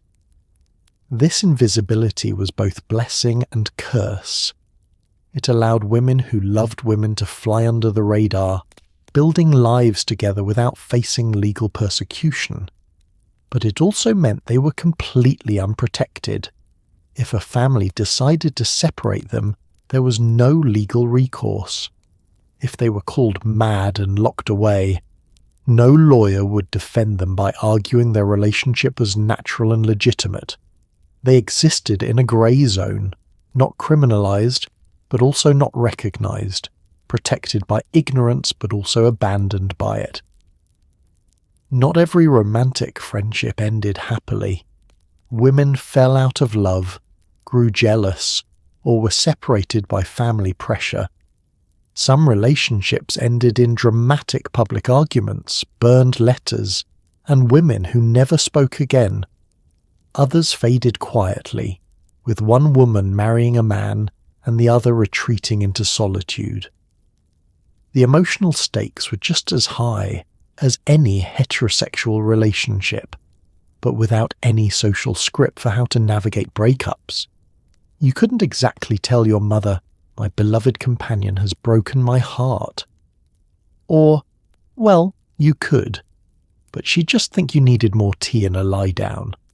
Jealousy in romantic friendships could be intense and consuming. Because these relationships weren't officially recognized, there were no clear boundaries or exclusivity agreements. If your beloved friend started forming a close attachment to someone else, you had no socially acceptable way to object.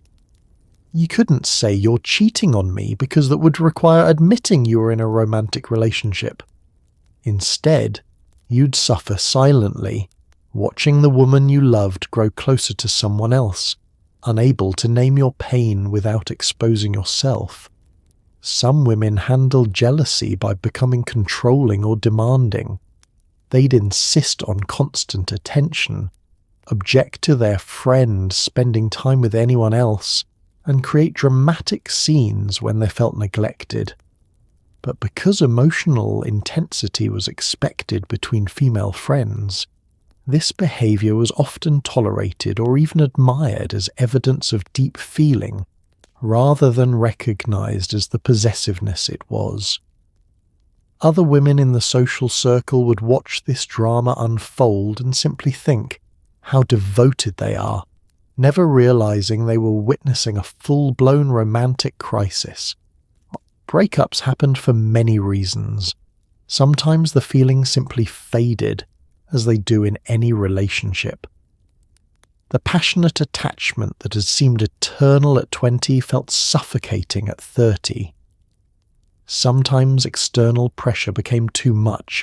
Families threatened disinheritance. Communities gossiped too cruelly. Or one woman simply couldn't bear the strain of hiding anymore.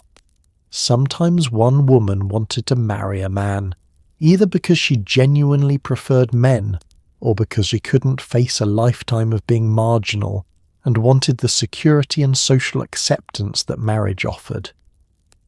When relationships ended, the emotional devastation was just as real as in any breakup, but women had no vocabulary to express it. They couldn't mourn publicly, or seek sympathy from friends who understood what they'd lost. Instead, they had to pretend they were simply sad about losing a dear friend, downplaying the depth of their grief to make it socially acceptable. They'd cry alone in their rooms, reread old letters in private, and slowly try to rebuild lives that felt empty without the woman they'd loved. Some breakups were bitter and vengeful. Letters were burned, gifts were returned, mutual friends were forced to choose sides. Women who'd shared everything suddenly became strangers who couldn't bear to be in the same room. Sometimes the anger came from hurt, One woman had promised they'd never part, and then she'd married a wealthy man and moved away, leaving her former companion bereft and betrayed. Sometimes it came from genuine conflict, personality clashes that had been overlooked in the passionate early days but became unbearable over time. The lack of social recognition for these relationships also meant there was no protocol for breakups. Married couples who separated, rare as it was, had legal and social processes to follow. But two women ending their romantic friendship had to figure it out themselves. Who kept the shared furniture? Who stayed in the house they'd been renting together? How did they explain the sudden end of a friendship everyone had assumed was eternal? The practical challenges compounded the emotional ones. There were also relationships that didn't so much end as fade into something else. The intense romantic phase would give way to a comfortable companionship, still loving but no longer passionate. Or two women would realize they worked better as friends than as romantic partners, and consciously transform their relationship while still living together and caring for each other. These transitions could be healthy and mutual, but they could also be heartbreaking for the person who still felt romantic love while their partner had moved on emotionally. Some women never got over their first great love. They'd spend decades alone, never forming another romantic friendship, always comparing everyone they met to the woman who'd left. They'd keep old letters hidden away, reread them on anniversaries, and carry the memory of that lost love through their entire lives. Others threw themselves into new relationships almost immediately, desperate to fill the void and prove to themselves they could love and be loved again. The absence of a social script for these breakups meant women had to navigate grief and healing entirely on their own terms. They couldn't go to friends for advice about getting over a broken heart without admitting what the relationship had really been. They couldn't seek consolation from family who'd tell them they'd find someone new. They suffered in silence, their pain invisible and unacknowledged, their loss unnamed and therefore impossible to properly mourn. And yet they survived, as people always do, finding ways to heal from heartbreak that had no name and move forward into futures that might hold love again, if they could bear to risk it. Christianity in the Regency era was deeply embedded in daily life, and it had a complicated relationship with same-sex love. On one hand, religious texts condemned certain acts. On the other hand, the language of religious devotion, passionate, intimate, all-consuming, mirrored the language of romantic friendship. Women could express deep love for each other using biblical metaphors and spiritual vocabulary, cloaking desire in piety. "She is my soul's companion" sounded appropriately holy, even if what they meant was, "I would die for her, and also I'd like to kiss her." The Bible was full of examples of intense same-sex bonds that religious women could point to as precedents for their own relationships. Ruth and Naomi were the favourite. Ruth's declaration to Naomi, "Where you go, I will go, and where you lodge, I will lodge," was quoted endlessly in letters between women who loved each other. David and Jonathan offered a male parallel, their love described as surpassing the love of women. Yet these biblical friendships provided a template and a justification. If Scripture celebrated such devotion between people of the same sex, surely modern romantic friendships were equally godly. Religious language was intensely emotional and physical, in ways that provided perfect cover for expressing romantic love. Hymns spoke of being ravished by divine love, of burning with spiritual passion, of souls uniting with God in mystical marriage. Women adopted this language to describe their feelings for each other, writing things like, "My soul burns for union with yours," or "I'm consumed by love for you," that could be read as either spiritual devotion or romantic desire depending on context. The ambiguity was intentional and strategic. Convents and religious communities also provided spaces where women who loved women could live together legitimately. Taking religious vows meant rejecting marriage and dedicating oneself to God, but it also meant living in close-knit female communities where intense friendships were common and even encouraged. Nuns had particular friendships that everyone knew about and generally accepted, as long as they were framed in terms of spiritual sisterhood rather than romantic attachment. Some of these friendships were genuinely platonic. Others were cover for relationships that looked remarkably like marriages. The emphasis on celibacy in religious life actually made it easier for some women to avoid marriage without raising suspicion. A woman could declare that she had consecrated her virginity to God and therefore couldn't marry, and her family would have to respect that decision even if they weren't entirely happy about it. If she then lived with another woman who'd made the same declaration, they could frame their household as a sort of informal religious community, two pious women supporting each other in their devotion to God. However, religion could also be used against women who loved women. When families wanted to separate romantic friends, they might invoke religious authority, claiming the friendship was excessive or unwholesome and therefore sinful. Priests or ministers might be brought in to counsel the women about proper Christian friendship versus dangerous attachment. Religious language about sin, temptation, and moral purity could be weaponized to make women feel guilty about their feelings and relationships. Some women internalized these religious messages and struggled with intense guilt about their desires. They believed they loved God, but also loved another woman in ways that felt sinful. They'd pray for deliverance from their feelings, do penance for thoughts they believed were impure, and torture themselves trying to distinguish between acceptable sisterly affection and forbidden desire. This internal conflict could be agonizing, especially for devout women who genuinely wanted to live according to religious principles, but whose hearts kept leading them toward other women. Other women rejected the idea that their love was sinful.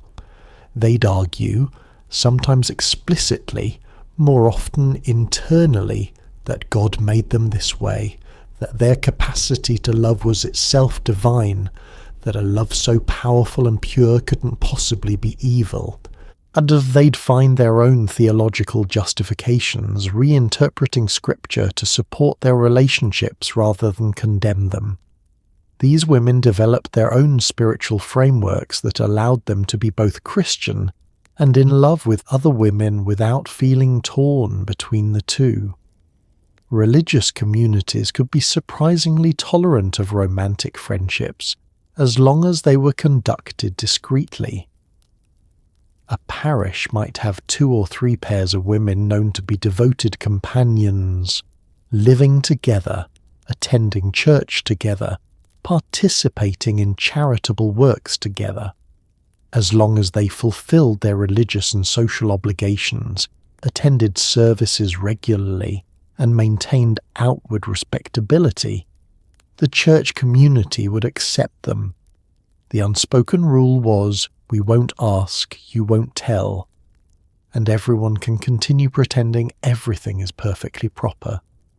The religious framework of the Regency era was, like everything else about same-sex love in this period, deeply contradictory. It provided language and justification for intense bonds between women, while also sometimes condemning those same bonds. It created spaces where women could live together under religious auspices, while also threatening spiritual punishment for same-sex desire. Women navigated these contradictions as best they could, using religion when it served them, reinterpreting it when necessary, and quietly ignoring the parts that condemned what they knew in their hearts was love. One of the greatest privileges of a romantic friendship was the ability to travel together. 2 women touring Europe, visiting spa towns, or taking long walks in the countryside raised no eyebrows. Travel offered freedom from watchful eyes, opportunities for privacy, and the thrill of adventure. Some women planned entire lives around travel, moving from place to place, always together.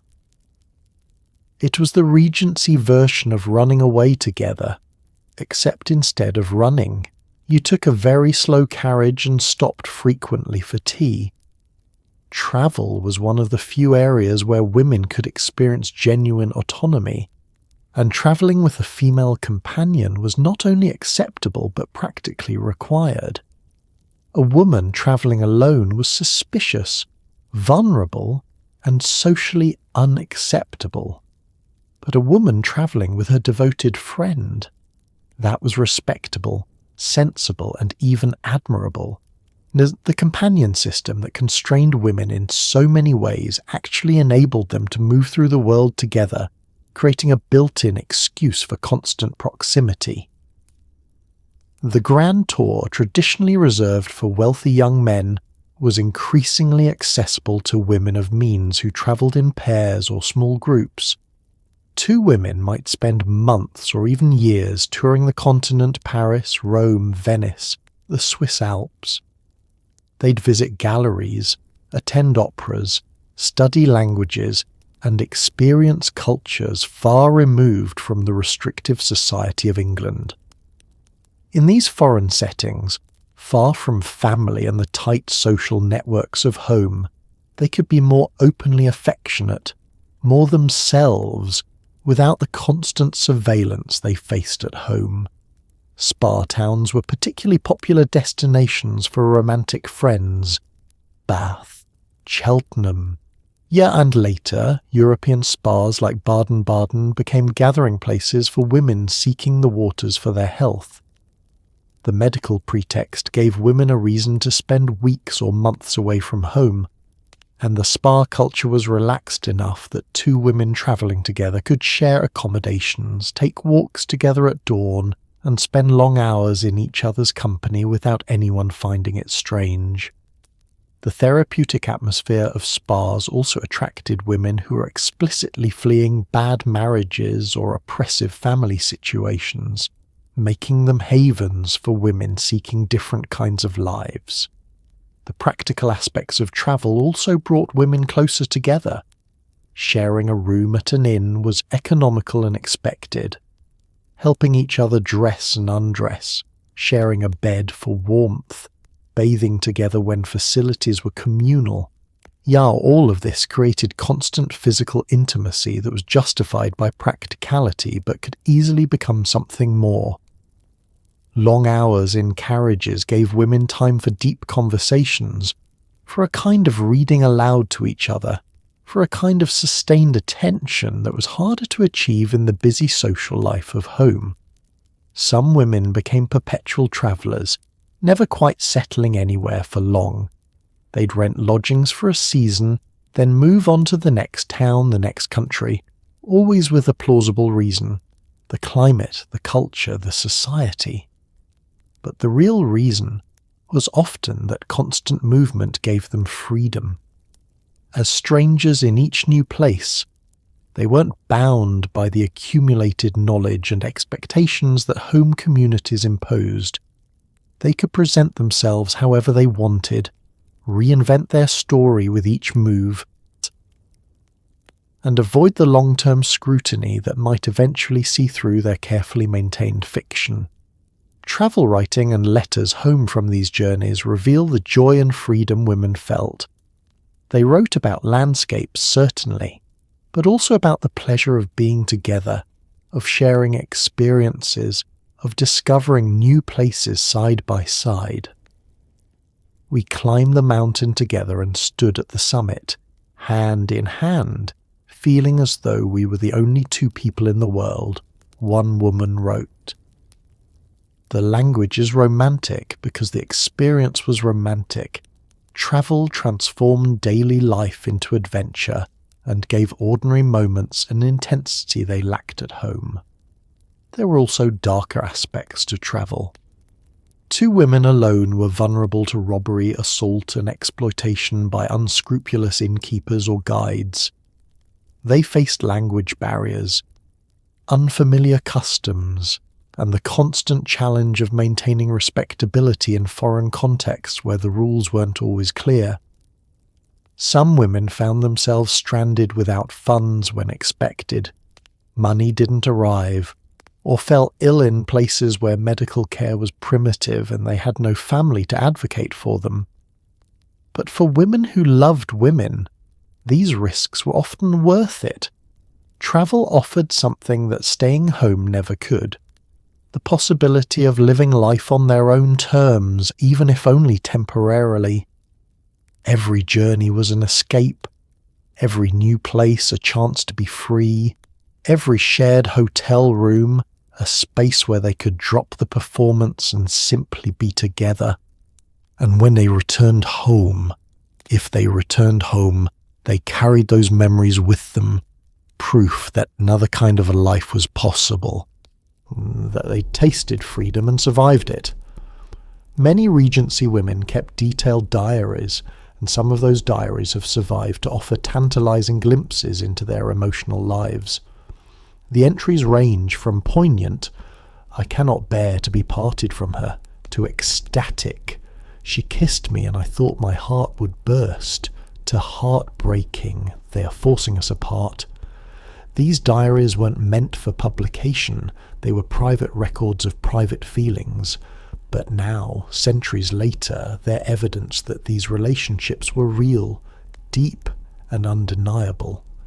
The women who lived them knew exactly what they were, even if they never had the words we use today.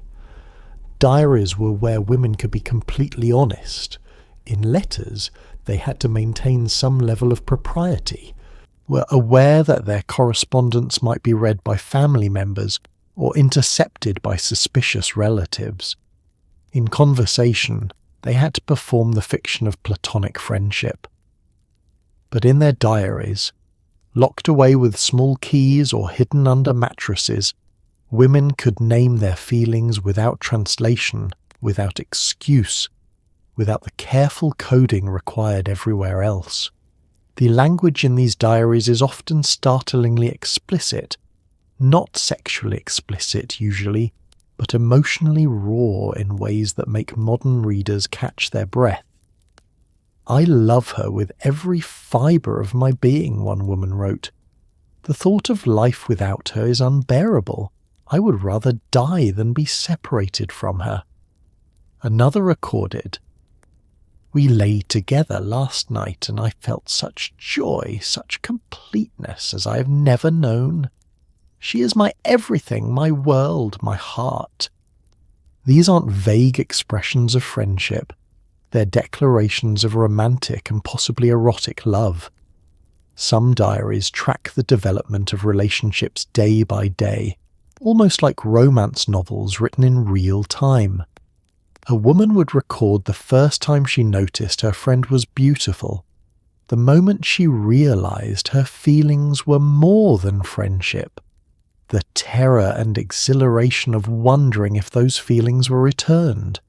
She'd document every touch, every meaningful glance, every conversation that seemed charged with unspoken feeling. Reading these entries now, you can feel the tension building, the relationship developing, the moment when both women finally acknowledged what they meant to each other. Diaries also recorded the daily intimacies that letters couldn't quite capture. "Helped her with her hair this morning. Her neck is so lovely I could scarcely concentrate. We walked in the garden and she took my arm, and I felt such warmth spread through me.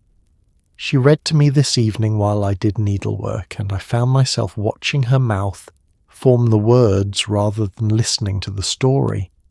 These small moments, barely worth mentioning to others, were treasured enough to record. evidence of love expressed through the mundane routines of shared life. Conflict and jealousy also appear in these pages. She spent the entire evening talking to Miss W and barely looked at me once. I am in agony. I fear she's growing tired of me. She seems distracted, distant. Have I done something to displease her? Saw her walking with her again. I cannot bear this. I will not share her affection. The emotional volatility is palpable. The insecurity, the possessiveness, the desperate need for reassurance that characterizes early romantic love regardless of the genders involved. The most heartbreaking diary entries are those recording forced separations. Women wrote of being torn away from their companions by families who'd finally recognized what was happening and decided to intervene. They are sending me to my aunt's in Yorkshire. I begged, I pleaded, but father is adamant. I will not see her again. My life is over. Mother burned all her letters today while I watched. She said it was for my own good that I was developing an unhealthy attachment. I feel as though she has murdered something precious and irreplaceable. These entries often end abruptly, the diary abandoned because the writer had lost the will to record a life that no longer felt worth living. But there are also joyful entries, pages filled with gratitude and wonder. We have decided to live together. I can scarcely believe my good fortune. To spend every day with her, to wake beside her, to share my life completely. It is more than I ever dared hope for. Today marks 1 year since we established our household together. 1 year of happiness such as I never imagined possible. I am blessed beyond measure. These entries glow with contentment, with a quiet joy of having found exactly what one needs. Scholars who study these diaries face the challenge of interpretation. How do we read these declarations of love? Are they romantic in the modern sense? Or are they examples of the intense but platonic friendships that were common in the era? The answer, frustratingly, is that we can never be entirely certain. The women themselves might not have made clear distinctions between romantic and platonic love, or they might have made distinctions we can't see from this distance. What we can say is that these relationships mattered enormously, that the emotions recorded were real and powerful, and that reducing them to just friendship erases something fundamental about the experiences these women were describing. The diaries that survive are probably the tip of the iceberg. Many were certainly destroyed by the women themselves before death, by scandalized family members after, by archivists who didn't think they were worth preserving, or simply by time and accident. The ones we have are precious artifacts, windows into lives that were supposed to remain private forever. They show us that women in the Regency era loved each other deeply, passionately, and with full awareness of what they were feeling, even if the language to name it publicly didn't exist yet. One of the most radical aspects of romantic friendships was how little they centered men. In a world where women's lives were supposed to revolve around fathers, brothers, and husbands, these relationships created spaces where men were irrelevant. 2 women could build entire lives together, emotional, intellectual, domestic, without a single man involved.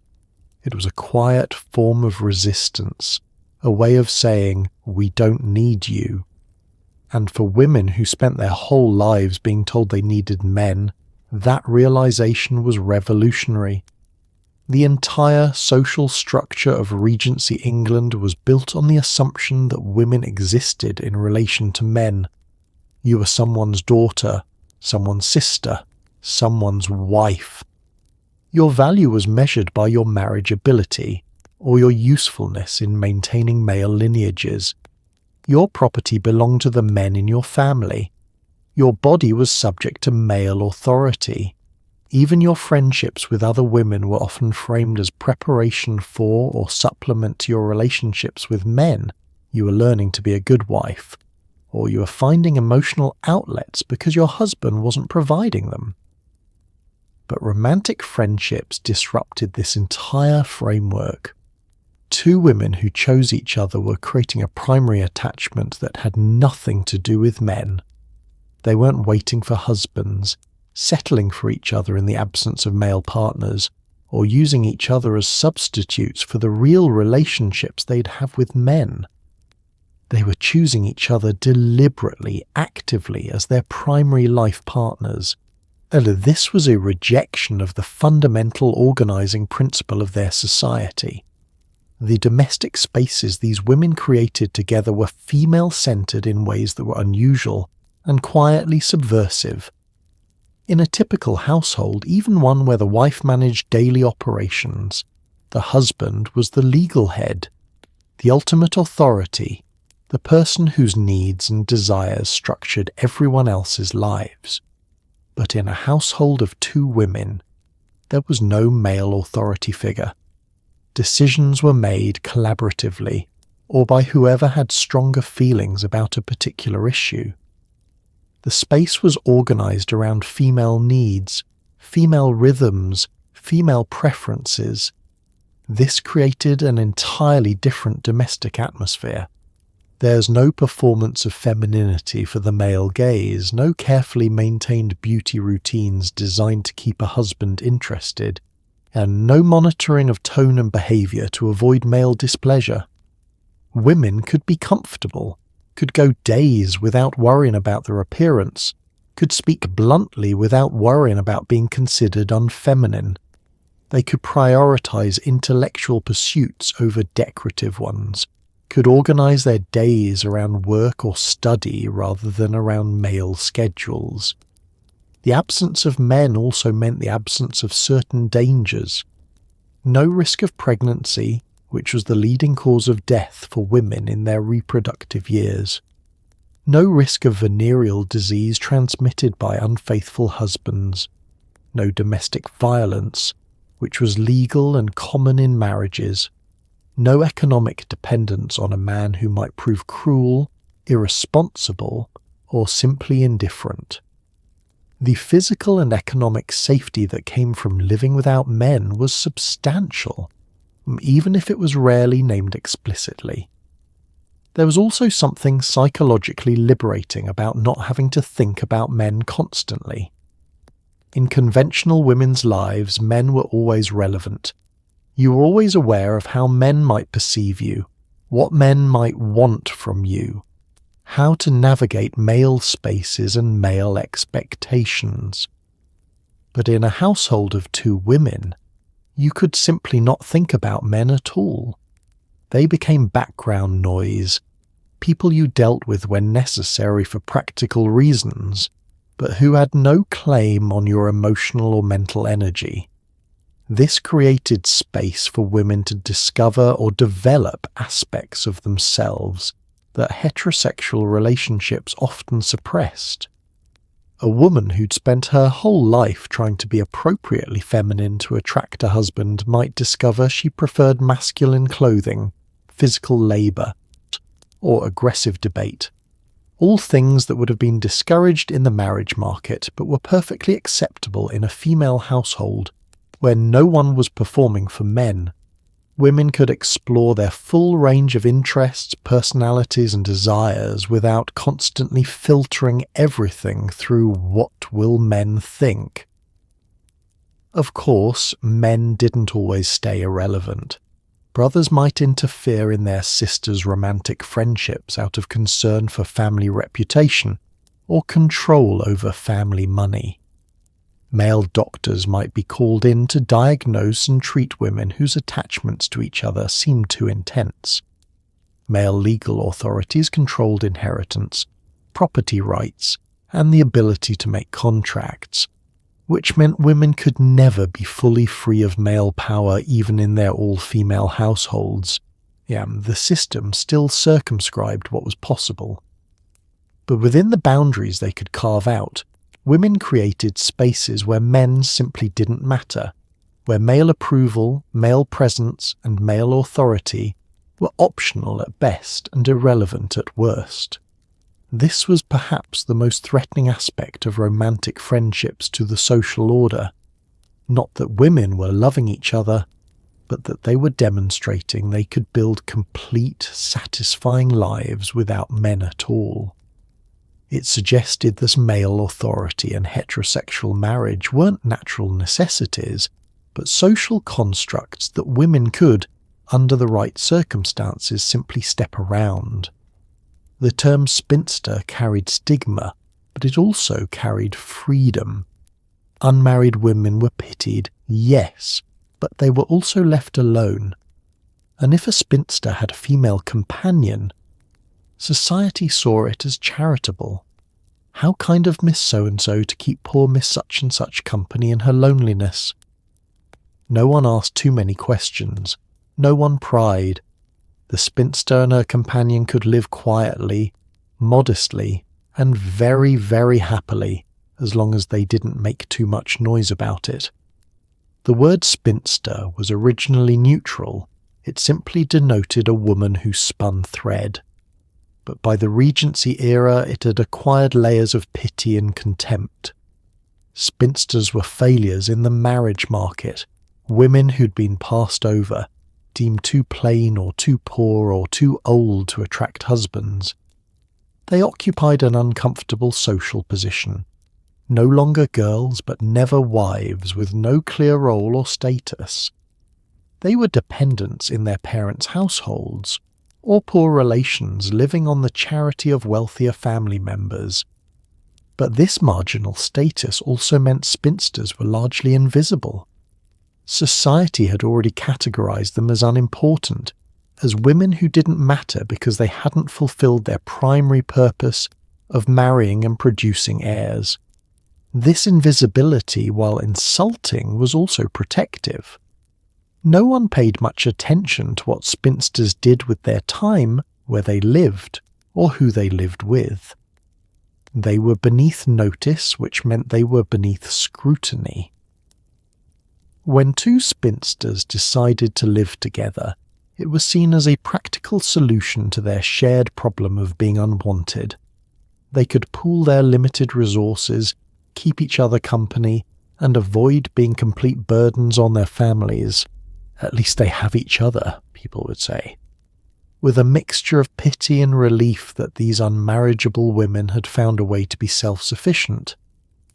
No one considered that the women might have chosen spinsterhood, might have actively rejected marriage in favour of living together. The spinster companion household was typically modest, reflecting the limited means of women who had no husbands to support them. They might rent a small cottage, take lodgings in a market town, or live in the dower house on a family estate. They'd maintain a minimal staff, perhaps one maid of all work, or do the housework themselves. They'd live quietly, attending church, doing needlework, reading, taking walks, visiting neighbours occasionally. It was a retiring, almost invisible existence, but within that modest household the two women were free in ways married women could never be. They answered to no one. They organised their days as they pleased. They could stay up reading all night if they wanted, or spend entire days in bed if they felt like it. They could prioritise their own interests and projects without having to defer to male authority or accommodate male needs. Their time, their space, their lives were their own. The spinster identity also provided protection from sexual suspicion. Spinsters were presumed to be not just unmarried, but essentially asexual, women whose sexual possibilities had closed with their failure to marry. This meant that when two spinsters lived together, shared a bed, and expressed devoted affection for each other, it was seen as poignant rather than suspicious. They were making the best of their lonely, sexless lives by keeping each other company, no one imagined these dried-up old maids might be having passionate sexual relationships, which meant they could do exactly that without anyone noticing. Some women actively cultivated the spinster identity as camouflage. They dress conservatively, avoid anything that might suggest youthful beauty or sexuality, and emphasize their age and unmarried status. They'd present themselves as eccentric old ladies content with their quiet lives, slightly ridiculous perhaps, but harmless. This performance of harmless spinsterhood allowed them to live openly with their companions while deflecting any serious scrutiny of their relationships. The financial precarity of spinsterhood was its greatest challenge. Without husbands or family support, spinster companions were often poor, dependent on small annuities, modest inheritances, or the charity of relatives. They had to be extremely careful with money, making every penny stretch. This poverty could be stressful and limiting, but it also meant they had nothing left to lose in terms of social status. They were already at the bottom of the social hierarchy, which paradoxically gave them freedom to live as they chose. Communities often had several spinster households, women living alone or in pairs, forming a kind of informal network of unmarried women who understood each other's situation. They'd visit each other, share resources, provide mutual support. Within these networks, romantic friendships were common and quietly accepted. Everyone knew that Miss A and Miss B were particularly devoted to each other, just as Miss C and Miss D were inseparable. No one named it explicitly, but everyone understood that some spinster households were more than just practical arrangements. The spinster companion model was so common and so socially acceptable that it became almost institutionalized. Young women could look around their communities and see examples of respectable spinster households, proof that it was possible to live without marrying, that you could have a full life with a female companion. This visibility of alternative life paths, however modest and marginalized, gave women options and hope that they might not have had otherwise. Regency women wrote poetry constantly, some of it published, most of it private, and the poems women wrote to each other were intense. Your eyes are stars, your voice is music, I would cross oceans to be near you again. This wasn't casual verse. This was raw emotion distilled into rhyme. Some of it was shared publicly, disguised as generalized sentiment. Some of it was kept secret, tucked into letters or hidden in journals. But all of it was evidence of feelings too big to keep inside. Poetry was the most acceptable form of emotional expression for Regency women. While writing novels was still slightly suspect, implying too much worldliness or ambition, poetry was considered appropriately feminine, a harmless outlet for sensibility and refined feeling. Women were actively encouraged to write verse, to capture their emotions and observations in elegant, controlled stanzas. This cultural permission meant that women could write extremely passionate personal poetry without immediately being suspected of impropriety. The poems women wrote to and about each other range from conventionally friendly to unmistakably romantic. Some were structured as tributes to friendship, using classical references and appropriate sentiment.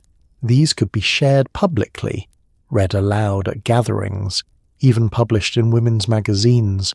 But the more personal poems, the ones written in private moments of longing or joy, dropped the pretense entirely. Your absence is a wound that will not heal, one woman wrote. I dream of your touch and wake aching for what dreams cannot provide. Many women developed entire cycles of love poetry addressed to their companions, sometimes under pseudonyms or with genders carefully obscured. A woman might write a series of sonnets about the beloved without specifying gender, allowing the poems to be read as heterosexual love poetry by anyone who didn't know the context. But the woman who received these poems knew exactly who the beloved was and understood every reference, every private joke, every encoded declaration hidden in seemingly innocent verses. The technical requirements of poetry, rhyme, meter, form, provided structure that made intense emotion more socially acceptable. A woman could write my soul burns with desire for your embrace, and it was poetry, therefore elevated, therefore acceptable. The same sentiment in prose might seem too direct, too physical, too clearly sexual, but wrapped in poetic form it became art rather than confession, even when it was very much both. Some poetry used classical or mythological references to express same-sex love. My poems referencing Sappho and her island of women poets were particularly popular, offering a classical precedent for female same-sex desire. A woman could write about sapphic devotion, or the love of Lesbos, and technically be referencing ancient Greek poetry, while actually describing her own feelings and relationships. The classical framework provided both legitimacy and plausible deniability. Nature imagery dominated this poetry, with women describing their beloveds as flowers, stars, moonlight, dawn. You are the rose that blooms in my heart's garden. You are the moon that lights my darkest nights. You are the spring after endless winter. These weren't clichés yet, or rather, they were clichés specifically because countless women had used them to describe the women they loved, in creating a whole coded language of nature imagery that other women could recognize and interpret. Religious imagery also appeared frequently, with women describing their love in terms of worship, devotion, and spiritual union. You are my temple, my prayer, my salvation, one poem declared. This blending of romantic and religious language allowed women to express the transcendent, overwhelming quality of their feelings, while maintaining a veneer of respectability. After all, intense religious feeling was not only acceptable but celebrated in this period. Some of the most powerful poetry came from moments of separation or loss. Women wrote desperate verses when their companions were away, when they feared losing each other, or after relationships ended. The world is grey without your light. I am but half myself when we're apart. Every breath is pain when you're gone. These poems capture the very real anguish of forced separation or heartbreak, giving voice to grief that couldn't be expressed openly in other contexts. Private poetry collections passed between women became treasured possessions. A woman might compile her poems into a handmade book and present it to her beloved as a gift, creating a physical object that embodied their relationship. These poetry books would be kept hidden, read and reread in private moments, treasured as evidence of love that couldn't be proclaimed publicly, but was preserved in verse forever. The poetry women wrote to each other reveals something that letters and diaries sometimes obscure. These weren't just emotional attachments or intense friendships. They were experiences of romantic love, complete with all the traditional markers of poetry written by lovers across centuries: the longing, the devotion, the sexual tension barely contained in metaphor, the joy of reciprocated feeling, the despair of separation. All of it appeared in these poems exactly as it appeared in heterosexual love poetry, because the emotion underneath was the same, regardless of the genders involved. So tonight, as you drift off in your modern bed with your equal marriage rights and your ability to hold hands with whoever you want in public without being institutionalized for hysteria, Maybe spare a thought for the Regency women who came before, the ones who loved each other desperately but could only call it friendship, the ones who built entire lives together and had to pretend it was just practical, the ones who shared beds for 50 years and told everyone it was about saving on heating costs, the ones who wrote passionate letters and signed them your devoted companion because your lover would have gotten them locked in an asylum. These women were so careful, so strategic, so endlessly creative in finding ways to be together.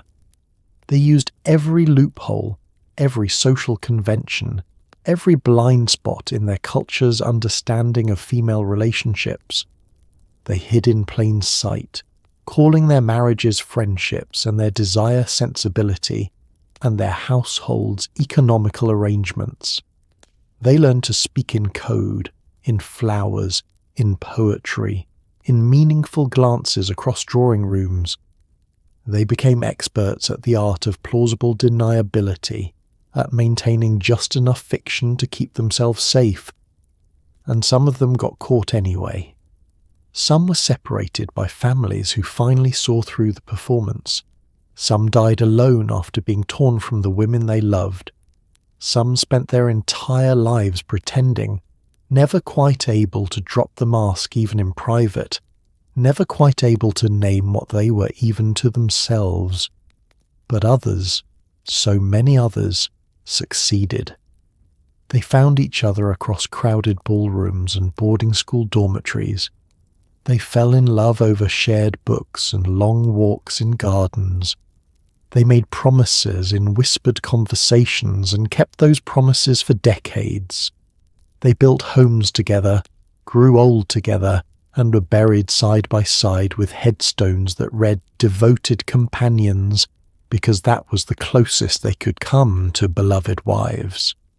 They proved that love doesn't need recognition to be real, that desire doesn't need permission to exist, that two women can build a complete and satisfying life together even when the entire world insists it's impossible. They were brave without being able to call it bravery. They were queer before that word existed as identity. They were married in everything but name, and sometimes that had to be enough. History tried to erase them, calling them just friends and close companions and women with unusually intense sensibilities. But their letters survived. Their diaries survived. Their poetry survived. Their graves side by side survived.